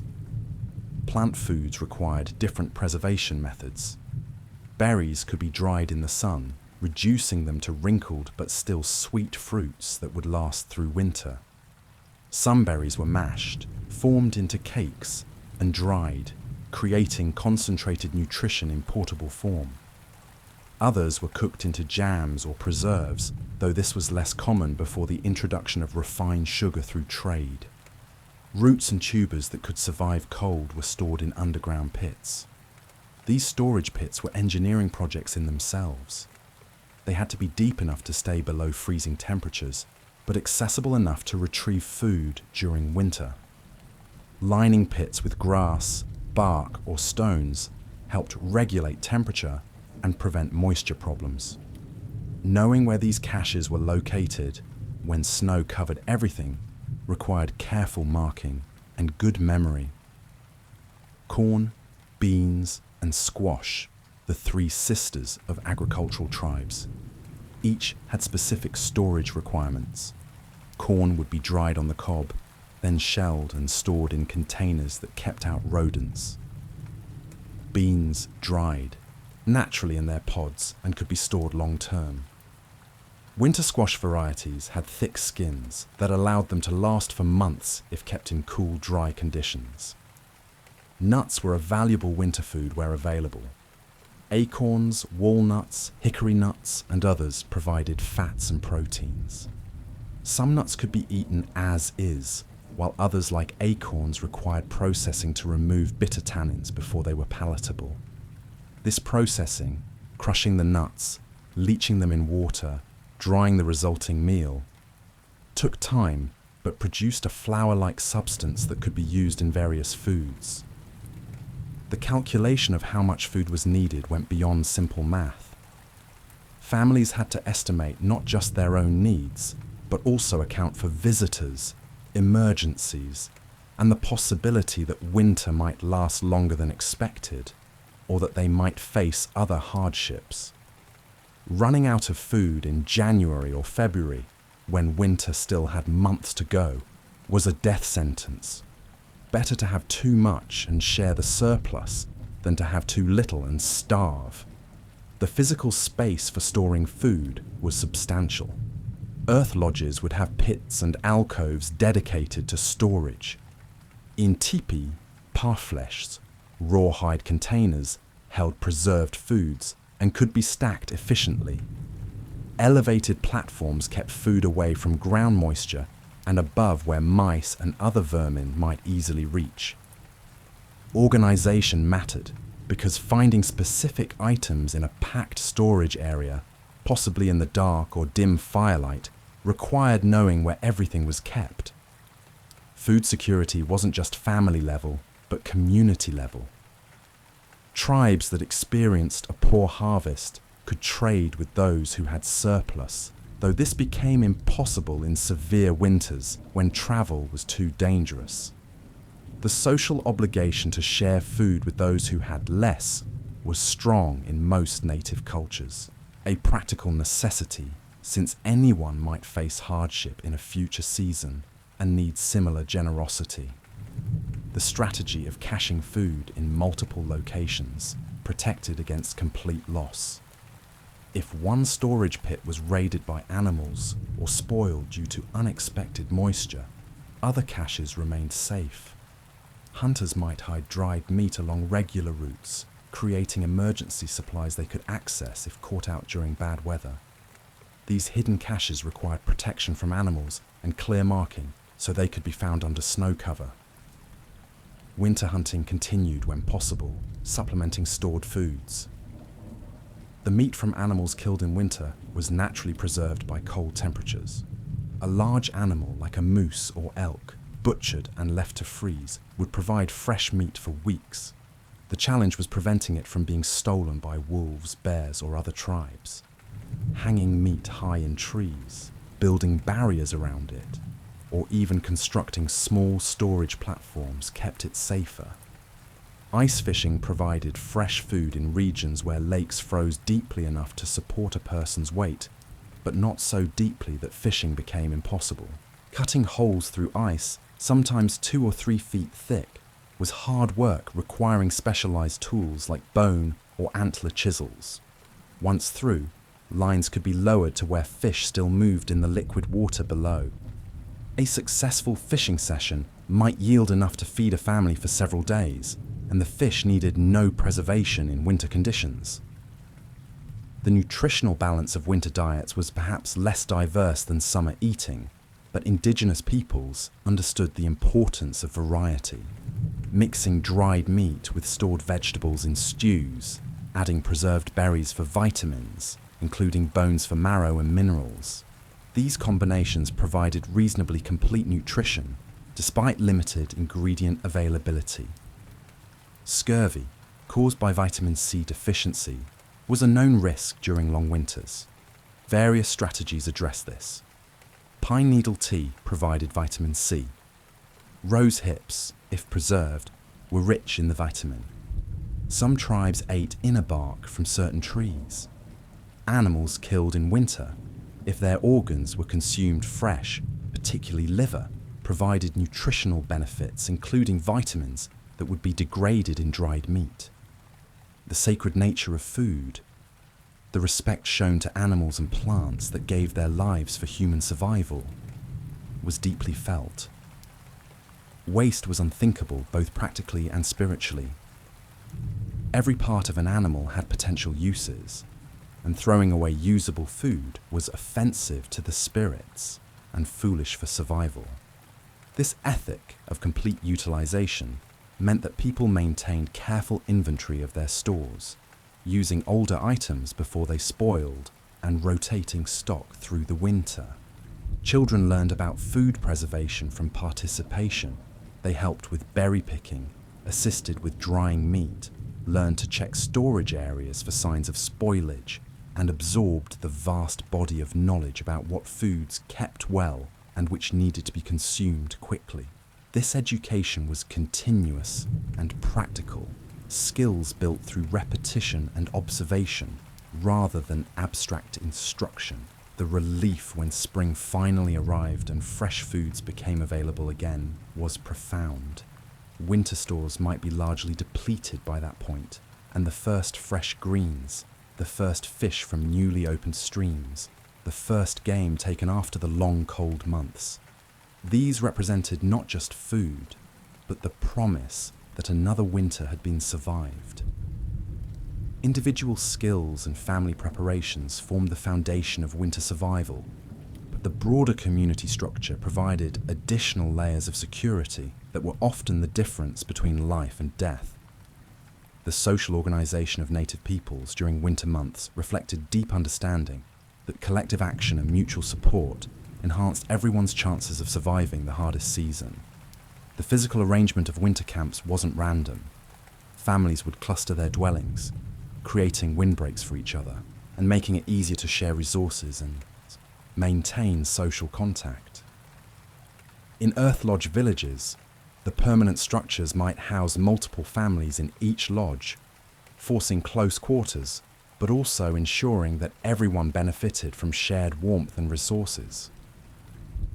The longhouses of the Iroquois and other eastern woodland peoples exemplified this communal approach. These large rectangular structures might house 6 to 10 families, each with their own designated space along the walls, but sharing the central corridor with its multiple fires. The fires served everyone, and families took turns maintaining them through the night. The body heat of 30 or 40 people in a single structure significantly raised the interior temperature. The social interaction, while sometimes challenging in cramped quarters, also provided entertainment, education, and mutual support. Decision-making during winter often shifted to collective processes. While individual families made their own choices about daily activities, larger questions about when to move camp, how to respond to food shortages, or whether to send parties out in dangerous weather were discussed among elders and leaders. This collective wisdom drew on the experience of those who had survived many winters and understood the risks and options. The sharing of labor was formalized through winter. Hunting parties would go out together, both for efficiency and for safety. A group of hunters could pursue larger game and could help each other if someone was injured or if conditions became dangerous. The meat from successful hunts would be divided according to established customs, ensuring that everyone received portions, regardless of who made the actual kill. Gathering firewood was another communal activity. Groups would venture into forests to cut and haul wood, accomplishing in a day what might take an individual family a week. The wood would be distributed according to need, with larger families receiving more but elderly couples, or those with disabilities also receiving adequate fuel. This systematic sharing ensured no one froze for lack of wood. The storytelling tradition served multiple functions during long winter nights. Stories entertained, passing hours of darkness that might otherwise drag interminably. They educated, embedding lessons about survival, appropriate behaviour, history, and spiritual beliefs in narratives that people remembered. They unified, creating shared cultural knowledge that bound the community together across generations. Elders were often the primary storytellers, and winter gave them a captive audience. Children would gather around fires to hear tales of creation, of heroes and tricksters, of great hunts and terrible winters survived. These stories weren't just entertainment, but encoded survival information. A story about someone who ignored warning signs and got caught in a blizzard taught weather awareness. A tale of someone who shared their last food and was later saved by that generosity taught the value of mutual support. The oral tradition meant that knowledge lived in people, not in books. The loss of an elder was the loss of a library. This made it crucial to pass knowledge on, to ensure that young people learned the stories and the lessons they contained. Winter provided time for this transmission, hours when work was limited, and attention could focus on education and cultural continuity. Crafts and practical work continued through winter, but took on more social dimensions. Women might gather together to sew, combining their labour while also enjoying conversation and companionship. The work went faster with multiple hands, and the shared time strengthened social bonds. Men might work together on tool repair, weapon maintenance, or crafting new implements, similarly combining productivity with social interaction. The care of children became communal in many ways.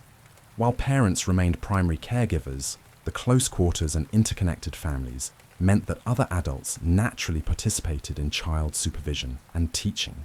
An elder might tell stories to all the children, not just their own grandchildren. A skilled craftswoman might teach her techniques to any interested young person.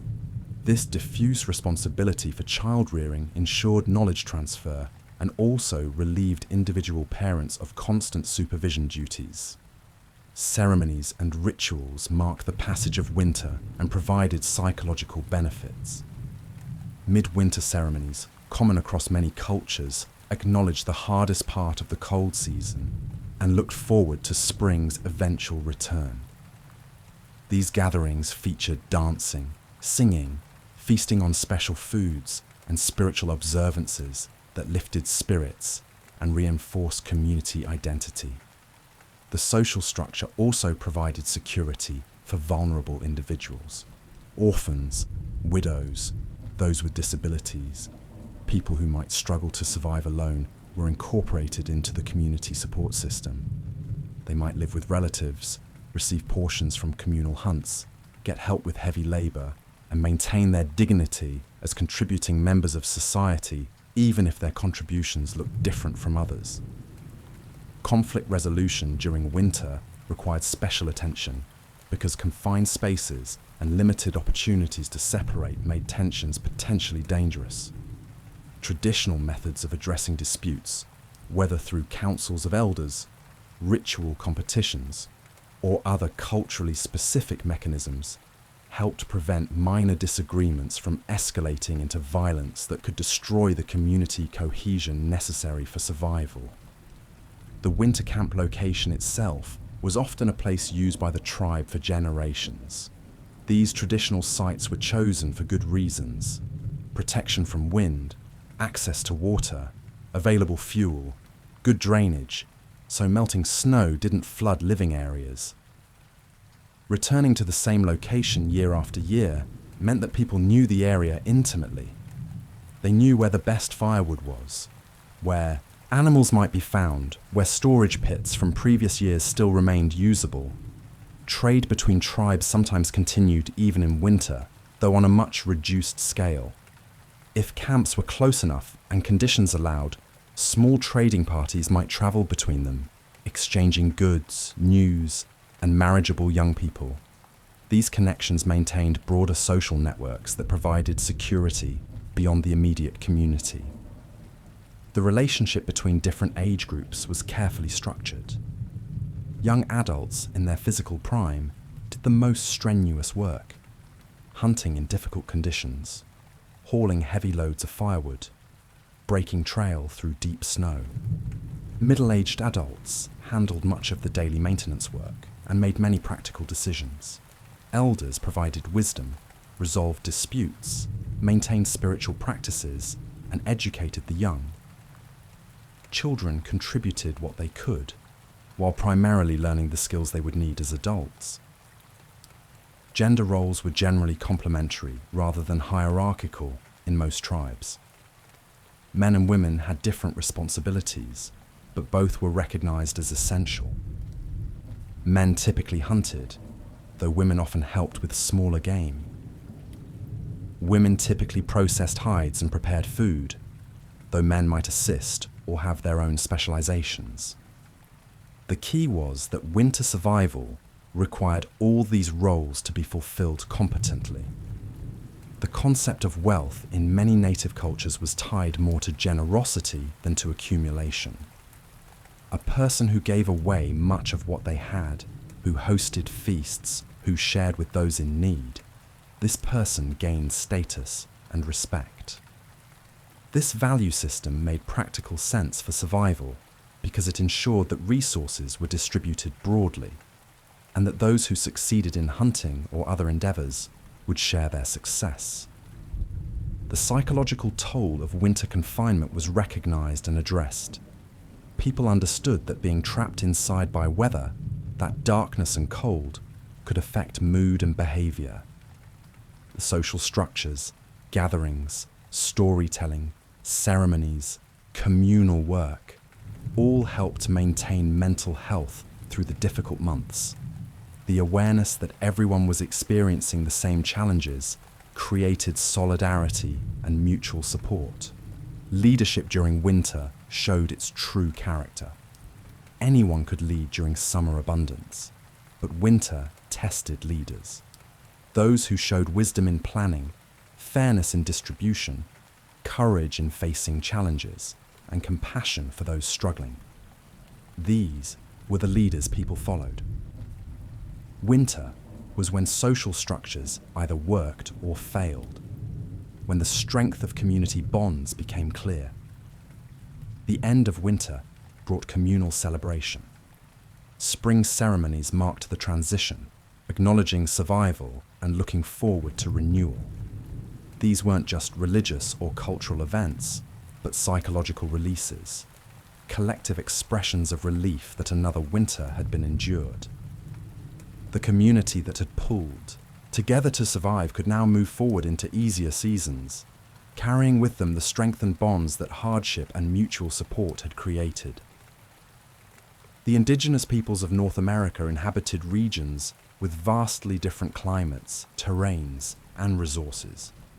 Winter in the Arctic bore little resemblance to winter in the Southwest, and the survival strategies developed in each region reflected these differences. Yet underlying all regional variations were common principles: understanding the environment, careful preparation, resource conservation, and respect for nature's power. The Arctic peoples, Inuit, Yupik, and others, faced winter conditions that would kill unprepared people within hours. Temperatures might plunge to 50 or 60 degrees below zero. Darkness could last for months near the poles. Yet these cultures not only survived, but developed rich, complex societies in Earth's harshest inhabited regions. The Inuit relationship with snow was profound. They recognized dozens of different types of snow, each with different properties and uses. The right snow for igloo building was firm and wind-packed. Other snow types were good for drinking water when melted. Some snow was dangerous to travel on because it concealed crevasses or thin ice. This detailed knowledge meant seeing the winter landscape with far more nuance than outsiders could perceive. Seal hunting provided the foundation of Arctic life. Seals offered meat for food and for feeding sled dogs. Seal fat rendered into oil-fueled lamps that provided light and heat. Seal skin made waterproof clothing and boat covers. The bones became tools and weapons. Nothing was wasted, because nothing could be wasted when survival margins were so thin. The breathing holes seals maintained through ice were crucial hunting locations. A seal needs to breathe air, so even when ice covered the ocean, seals would keep openings clear. Hunters would wait silently by these holes, sometimes for hours in brutal cold, until a seal surfaced. The moment when it appeared, the hunter had seconds to strike with a harpoon before the seal dove back into the water. This hunting method required extraordinary patience, skill, and cold tolerance. Caribou migrations were another crucial resource for Arctic peoples. Massive herds would move across the tundra on established routes, and knowing these routes allowed hunters to intercept them. A successful caribou hunt could provide enormous amounts of meat, hide, sinew, and bone, enough to sustain a family through the worst of winter. The timing of these hunts was critical, as caribou had to be taken before the deepest cold made travel too dangerous. The kayak and umiak, watercraft designed for Arctic conditions, demonstrated sophisticated engineering. Made from driftwood frames covered with seal or walrus hide, these boats were light enough to portage yet strong enough to handle rough seas. In winter, they would be stored carefully, and travel shifted to dog sleds, another technology refined to perfection through generations of use. Sled dogs were partners in survival, not just tools. A team of dogs could haul heavy loads across terrain impossible for humans to traverse alone. They could detect thin ice that might appear safe to human eyes. They provided warmth at night when dogs and humans huddled together. The relationship between musher and dogs was one of mutual dependence, and the care and training of dogs was knowledge passed down carefully through families. Moving south to the subarctic forests, tribes like the Cree, Dean, and others faced different challenges. Winter here was long and cold, but not as brutally extreme as the Arctic. Trees provided fuel and building materials. Moose, caribou, and other game offered more variety than Arctic regions. Yet survival still required extensive knowledge and careful management of resources. Snowshoes became essential technology in regions with deep snow. Different designs reflected different snow conditions: narrow shoes for packed snow, wide shoes for powder, bare paw shoes for maneuverability in brush. Making snowshoes required skill in selecting wood for frames that would bend without breaking, in weaving rawhide lacings that would support weight without stretching excessively, and in achieving the right balance between flotation and maneuverability. The relationship with fire was even more intimate in forest regions where wood was abundant. People could maintain larger, hotter fires than in treeless regions. But this abundance required different management, ensuring adequate ventilation in dwelling, processing enough wood to last the winter, knowing which wood types burned best. The work of winter preparation in forest regions centered on harvesting and processing firewood, an enormous task that occupied weeks of labor. Birch bark, available across much of the northern forest belt, was a remarkably versatile material. It could be peeled in large sheets that served as dwelling covers, as material for containers, as fire starter that would burn even when wet. A piece of birch bark in a pocket meant that starting a fire was possible even in challenging conditions. The trees that provided this bark were valued and used carefully to avoid killing them. The Plains tribes inhabited regions with extreme temperature swings. Winter could bring blizzards and bitter cold, Yet the same locations might see warm Chinook winds that raise temperatures 50 degrees in hours. This variability required flexible strategies and the ability to respond quickly to changing conditions. The buffalo was so central to plains life that winter survival was largely about the success of fall buffalo hunts.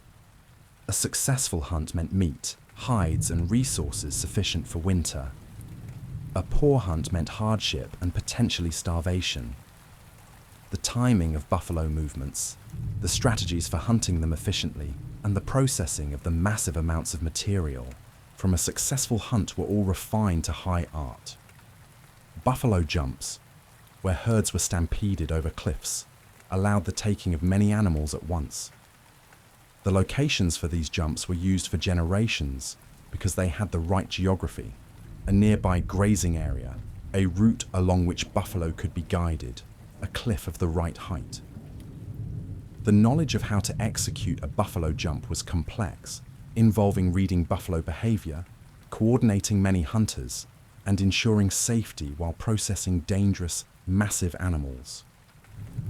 The portable tipi was ideal for following buffalo herds during warmer months, but winter required different considerations. Winter camps were established in sheltered valleys where wind would be less severe. Multiple tipis clustered together provided mutual windbreaking and social cohesion. The cold months were a time of relative settlement after the mobility of summer. The Great Lakes and eastern woodland regions experienced winter differently than the plains or Arctic. Snow was common, but usually not as deep. Temperatures dropped well below freezing, but rarely to the extremes of northern regions.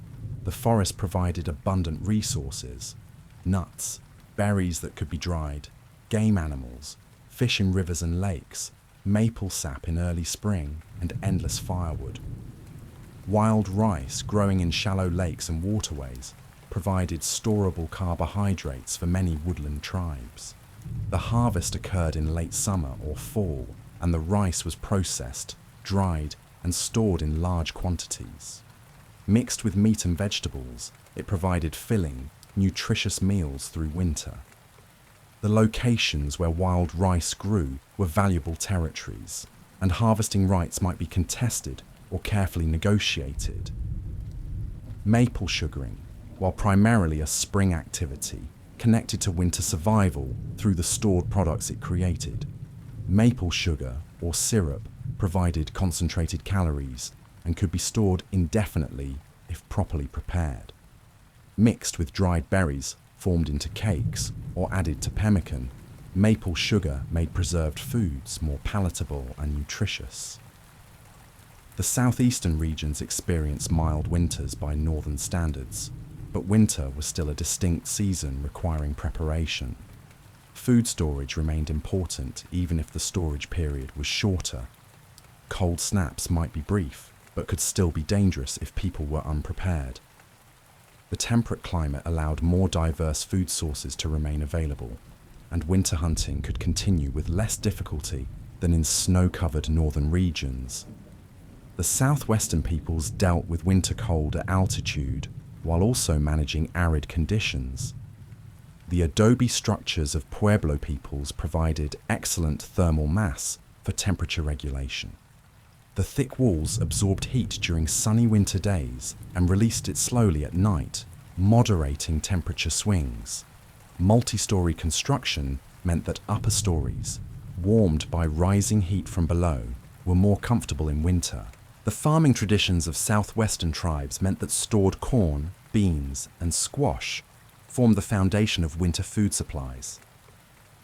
The dry climate made food preservation easier because moisture content could be reduced with minimal risk of mold or rot during the drying process. Underground storage rooms built into the structures kept food at stable, cool temperatures that prevented spoilage without freezing. Seasonal movement patterns in the southwest often involved higher elevations in summer and lower, warmer locations in winter. This migration pattern meant that winter settlements were specifically chosen for their solar exposure, wind protection, and access to water sources that wouldn't freeze solid. The knowledge of local geography, which canyon provided the best shelter, which spring remained flowing longest, was accumulated over countless generations. Each region developed its own vocabulary around winter, its own stories that embedded survival knowledge, its own ceremonies that marked the season. But across all regions, common threads wove through the practices: respect for natural forces, careful observation of environmental signs, preparation ahead of need, conservation of resources, and reliance on community bonds. These universal principles expressed themselves in region-specific practices that reflected local conditions and available materials. The end of winter wasn't a single moment, but a gradual transition that careful observers could detect long before casual signs appeared. Native peoples watched for these signals with eager attention because they marked the beginning of easier times and the promise that survival was achieved for another year. The light changed first. Even before temperature moderated or snow began melting, the angle of sunlight shifted. Days grew perceptibly longer. The sun rose higher in the sky, and its rays, while still weak, carried a different quality than the low, angled light of deep winter.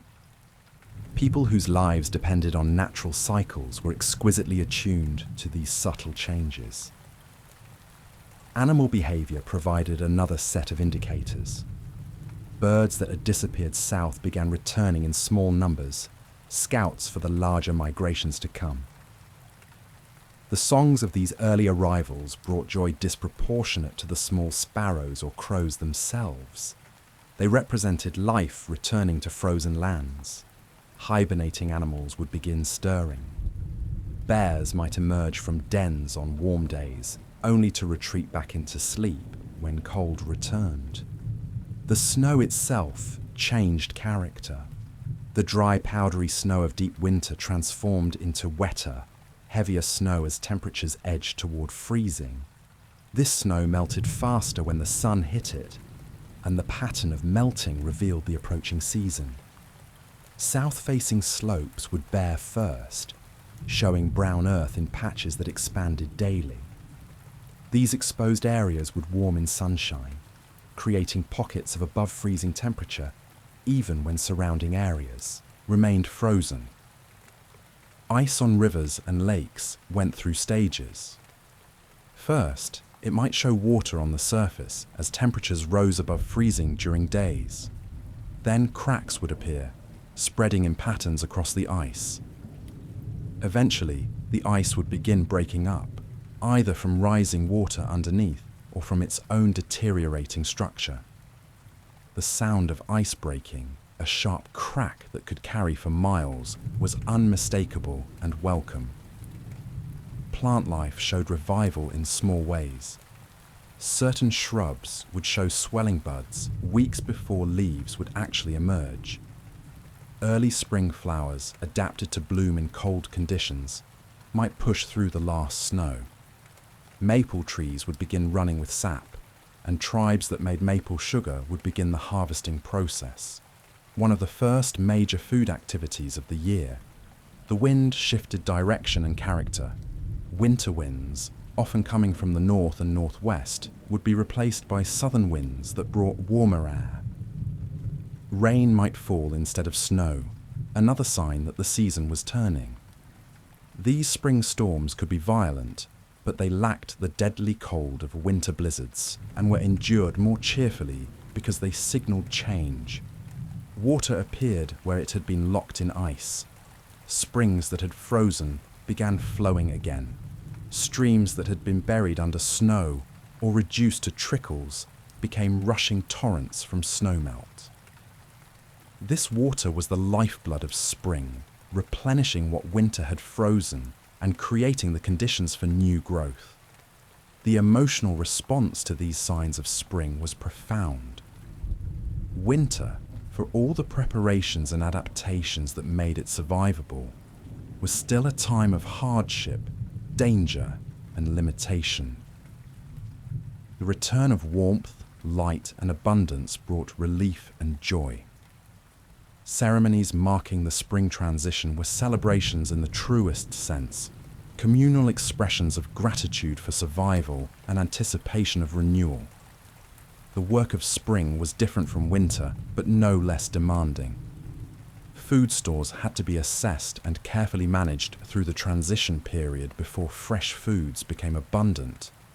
Damaged equipment needed repair. Dwellings that had sheltered families through winter needed maintenance. People who had been relatively sedentary during the coldest months needed to rebuild physical conditioning for the more active seasons ahead. Migration patterns resumed for nomadic tribes. The winter camp, so carefully chosen and maintained, would be left behind.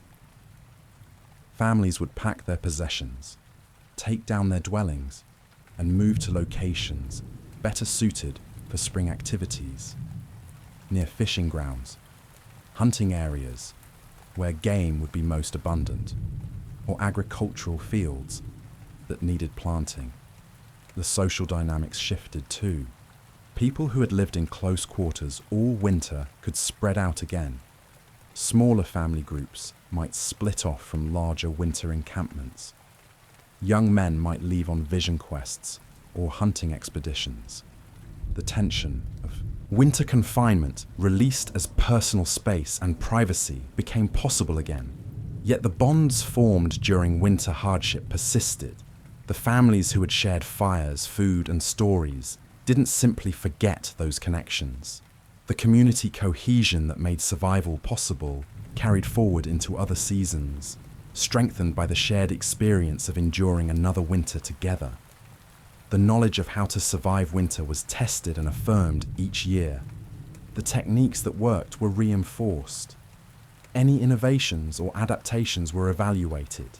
Did they help or hinder survival? The successful ones would be remembered and incorporated into the body of knowledge passed to the next generation. The unsuccessful ones would be abandoned or modified.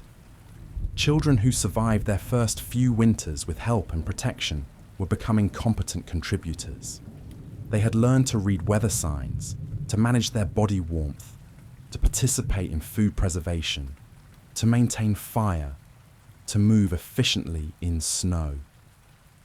Each winter added layers of experience and competence that would serve them throughout their lives and that they would eventually pass to their own children.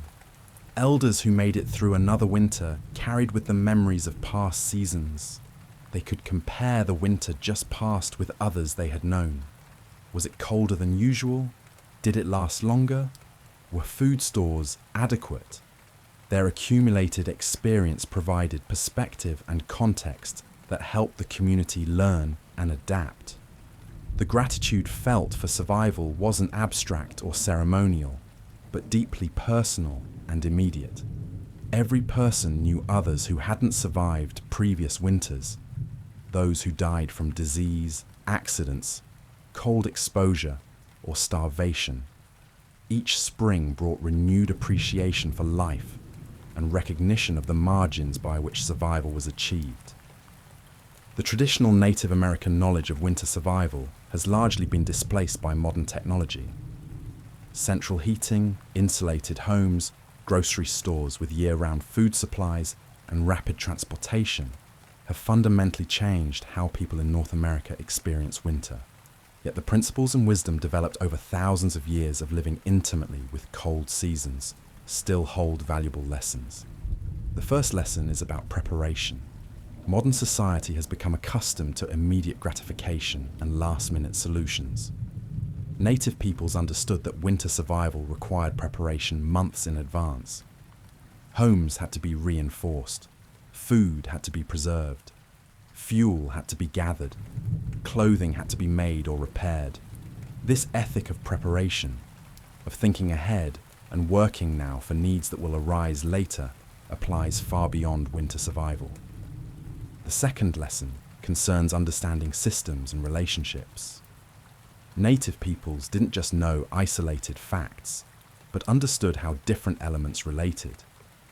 They knew how animal behavior predicted weather, how shelter design affected heat, retention, how food choices influenced body warmth. This systems thinking, this awareness of interconnections, is increasingly valuable in a world of complex, interrelated challenges. The third lesson involves respecting natural forces. Modern technology can protect against many environmental threats, but it hasn't eliminated them. People still die from cold exposure when their cars break down in remote areas in winter. Hikers and skiers still succumb to hypothermia. The humble respect that native peoples show toward winter's power, the acknowledgement that nature can kill regardless of human plans, remains a necessary attitude for safety. The fourth lesson addresses community and mutual support. Modern individualism emphasizes self-sufficiency and independence, but winter survival for native peoples was fundamentally communal. People looked out for each other, shared resources, and worked together because survival required it.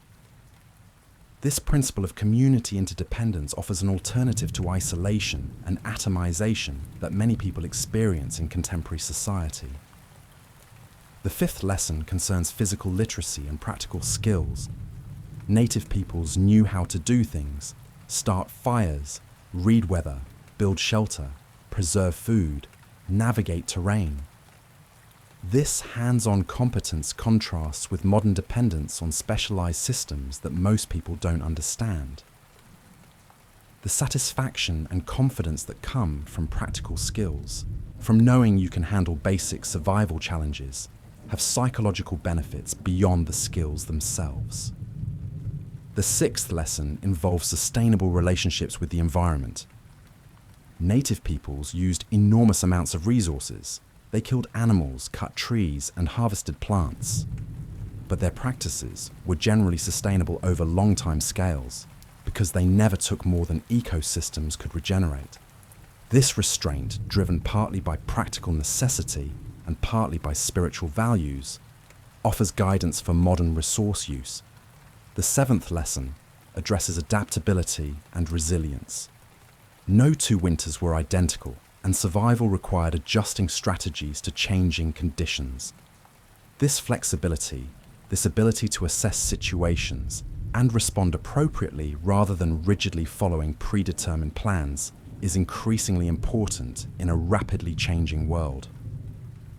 The knowledge that native peoples developed wasn't primitive or crude, but sophisticated and effective. The technologies they created, tailored fur clothing systems, thermally efficient dwellings, food preservation techniques, heat management strategies, solved complex problems elegantly using available materials. This ingenuity demonstrates human capacity for innovation and adaptation without requiring industrial systems or advanced materials. The traditional ecological knowledge held by indigenous peoples included understanding of climate patterns, plant and animal behaviors, seasonal variations, and environmental signs that modern science is only beginning to fully appreciate. In some cases, traditional knowledge includes observations over longer timescales than scientific records exist, providing insights that quantitative data cannot yet match. The disruption of these traditional systems through colonization, forced relocation, and cultural suppression represents not just historical injustice, but also the loss of irreplaceable knowledge. Many techniques, plant uses, and survival strategies were never written down and disappeared when the people who held them died without being able to fully pass them along. This loss diminishes humanity's collective wisdom about living sustainably in diverse environments. Modern attempts to reconstruct traditional knowledge face challenges. Some techniques require materials no longer readily available or legal to use. The context in which practices made sense have changed. Few people today face genuine winter survival challenges comparable to those native peoples navigated routinely. Yet outdoor educators, anthropologists, historians, and even military survival experts continue studying traditional practices because they represent proven solutions to fundamental human challenges.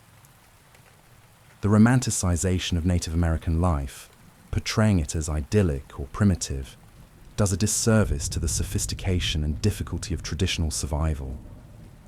Life was hard, infant mortality was high, accidents and diseases claimed many lives. People often went hungry and cold despite their best efforts. The point isn't to idolize the past, but to recognize the remarkable competence and resilience that allowed human communities to thrive in challenging environments. For modern outdoor enthusiasts, campers, hunters, survivalists, adventurers, traditional Native American techniques offer practical knowledge. Understanding how to build an emergency shelter from natural materials, how to start fire without matches, how to recognize hypothermia symptoms, how to find food in winter. These skills might save a life. They certainly enhance appreciation for the challenges earlier peoples faced and overcame. The philosophical dimension of native winter survival, the attitudes toward hardship, the acceptance of limits, the respect for nature, the emphasis on community. These mental frameworks may be even more valuable than specific techniques. Modern life often encourages attitudes of entitlement, expectation of comfort, and unwillingness to endure discomfort. The matter-of-fact approach to hardship that characterized traditional winter survival, the recognition that difficulty is part of life and doesn't require complaint or catastrophizing, offers psychological benefits. The stories, passed down through generations, served educational and psychological purposes that remain relevant. They entertained while teaching. They preserved knowledge while strengthening community bonds. They gave meaning to hardship by placing it within larger narratives of cultural identity and spiritual understanding. Modern life, despite abundant entertainment options, often lacks stories that serve these deeper functions. The seasonal rhythm of life, now largely erased by climate control and year-round availability of everything, created a structure that marked time and provided variety. The anticipation of winter, the preparation for it, the endurance through it, and the joy of its passing. These gave shape to the year. The recovery of some connection to natural cycles, even if not requiring actual survival efforts, might address the temporal disorientation and lack of rhythm many people experience. Climate change adds urgency to reconsidering human relationships with winter. As warming alters seasonal patterns, the accumulated knowledge of how to read environmental signs, how to adapt to changing conditions, and how to maintain systems balance becomes more rather than less important. The indigenous perspective that humans must adjust to nature rather than forcing nature to accommodate human preferences may prove essential for navigating climate disruption. The technical vocabulary of comfort, thermostats, BTUs, R values, heating systems, describes climate control but lacks the rich descriptive language native peoples had for snow conditions, ice types, cold sensations, and winter phenomena. This linguistic difference reflects deeper differences in engagement with the environment. When you have dozens of words for types of snow, you're seeing and experiencing snow differently than someone who just sees generic snow. The circle of seasons, the eternal return of winter and spring, provided a philosophical framework for understanding life. Hard times would come, but they would pass. Preparation and endurance would be rewarded. Community bonds would be tested, but also strengthened. These weren't abstract lessons, but lived experiences that shaped cultural worldviews and individual character in profound ways. As we reach the end of this exploration of how Native Americans stayed warm during blizzard nights, it's worth reflecting on what warmth truly means. The techniques and technologies we've examined, the insulated dwellings, the layered clothing, the heated stones, the carefully maintained fires, these were all methods of maintaining body temperature at levels compatible with life. But warmth was more than a physical state. Warmth was the security of adequate preparation, the knowledge that food stores would last until spring, that the dwelling would shelter against the worst storms, that skills and equipment were adequate for challenges ahead. This psychological warmth, the confidence born of competence and preparation, was as important as physical temperature for surviving winter. Warmth was found in community bonds, in the stories shared around fires, in the mutual support that ensured no one faced hardship alone, in the traditions that gave meaning and structure to difficult times. This social warmth transcended individual circumstances and created resilience that purely physical preparations couldn't provide. Warmth was expressed in the relationships with the natural world, in the gratitude felt toward the animals who provided hides and meat, toward the trees that offered fuel and shelter material, toward the earth itself for its reliable seasonal patterns. This spiritual warmth connected people to something larger than themselves and gave purpose beyond mere survival. The Native American approach to winter wasn't about conquering cold or dominating nature, but about working within natural systems, respecting limits, and finding ways to thrive despite hardship. This fundamental orientation, adaptation rather than domination, represents wisdom that extends far beyond staying warm on winter nights. The accumulated knowledge we've explored represents thousands of years of careful observation, practical experimentation, creative problem solving, and cultural transmission. Each technique, from the construction of earth lodges to the making of pemmican, from the heat management of stones to the social organization of winter camps, was refined across countless generations. People learned from successes and failures, adapted to changing conditions, and passed their knowledge to their children. This knowledge was never static or complete. Each generation inherited wisdom from ancestors, but also contributed their own observations and innovations. Winter survival was a living tradition, constantly tested against reality and adjusted as needed. The people who maintained this knowledge weren't looking backward nostalgically, but forward practically, always asking what would help their children and grandchildren survive and thrive. The physical resilience required for traditional winter survival, the ability to work in extreme cold, to travel long distances in difficult conditions, to endure discomfort without complaint. This toughness was cultivated from childhood, but it wasn't celebrated for its own sake. Physical hardiness was a means to an end, a necessary adaptation for successful living in challenging environments. The mental and emotional resilience required may have been even more demanding than physical strength. The patience to wait out storms, the discipline to ration food stores carefully, the courage to venture into dangerous conditions when necessary, the wisdom to know when to act and when to wait.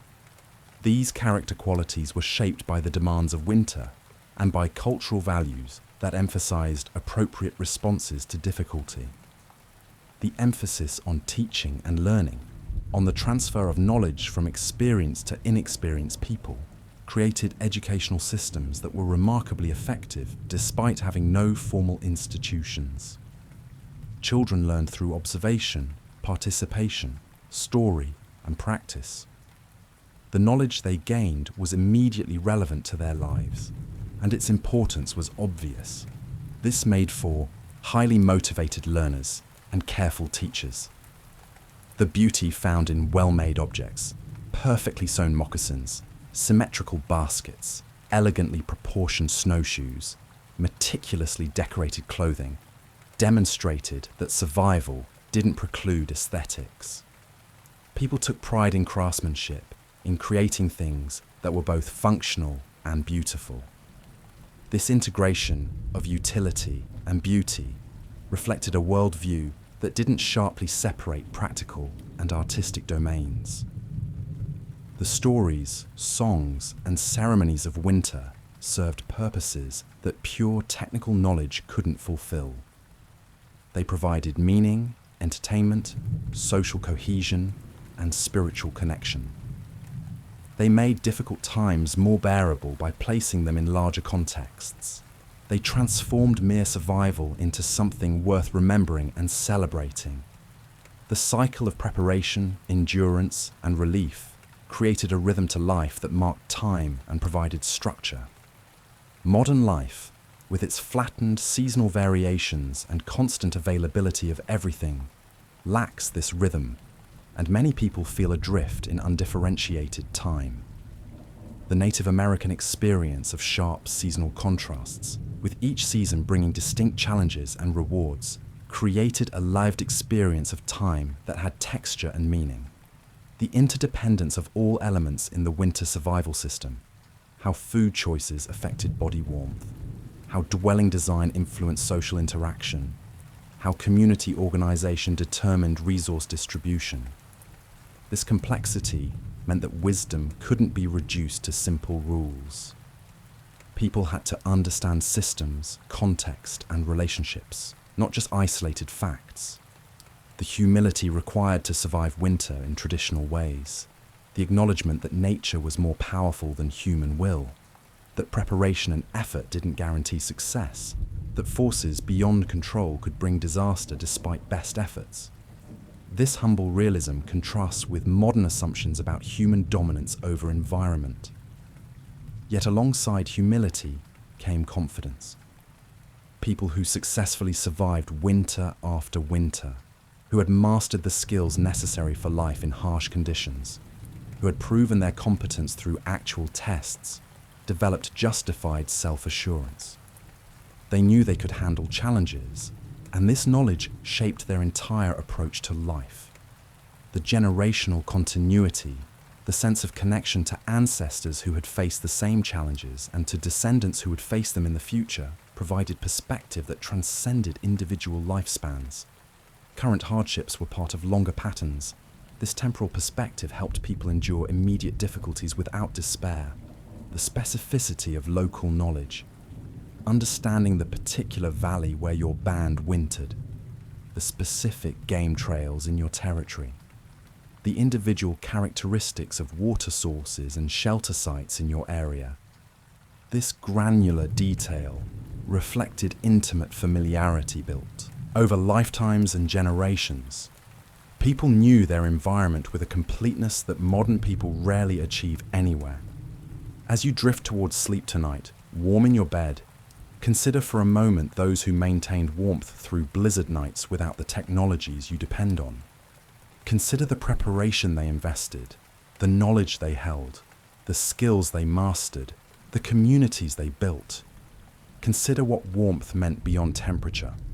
Security, connection, competence, meaning, hope. The lessons from traditional Native American winter survival aren't about returning to primitive conditions or rejecting modern comforts. They're about recognizing human capacity for adaptation, about valuing practical knowledge and community bonds, about respecting natural forces and working within their constraints, about finding meaning in hardship and beauty in functionality.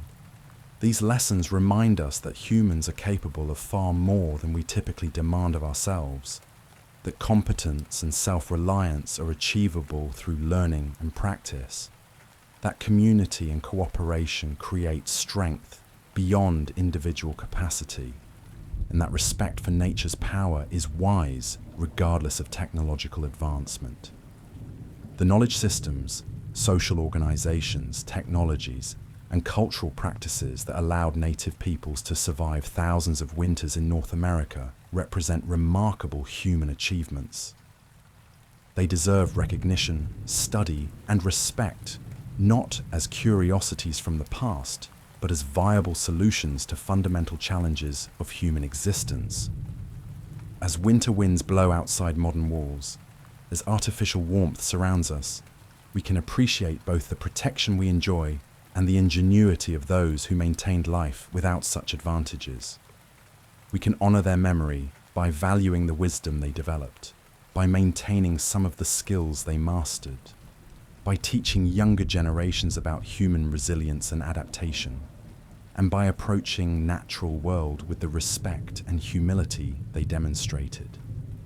And when you close your eyes tonight in comfort and safety, you can carry with you the stories of those who found warmth in hide-covered dwellings heated by small fires, who wrapped themselves in buffalo robes against frozen nights, who shared food around communal hearths, who maintained knowledge and hope through the darkest, coldest months, who greeted each spring with relief and gratitude, and who left us a legacy of survival, resilience, and wisdom.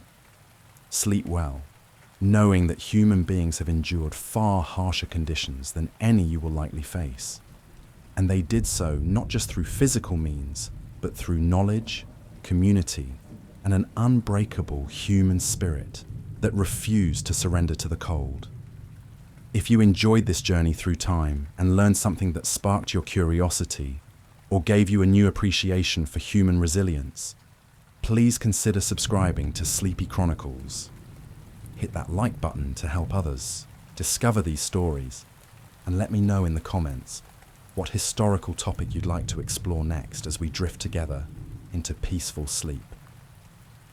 Until next time, may your nights be warm, your dreams be rich with wonder, and your appreciation for the incredible journey of human survival grow deeper with each passing season.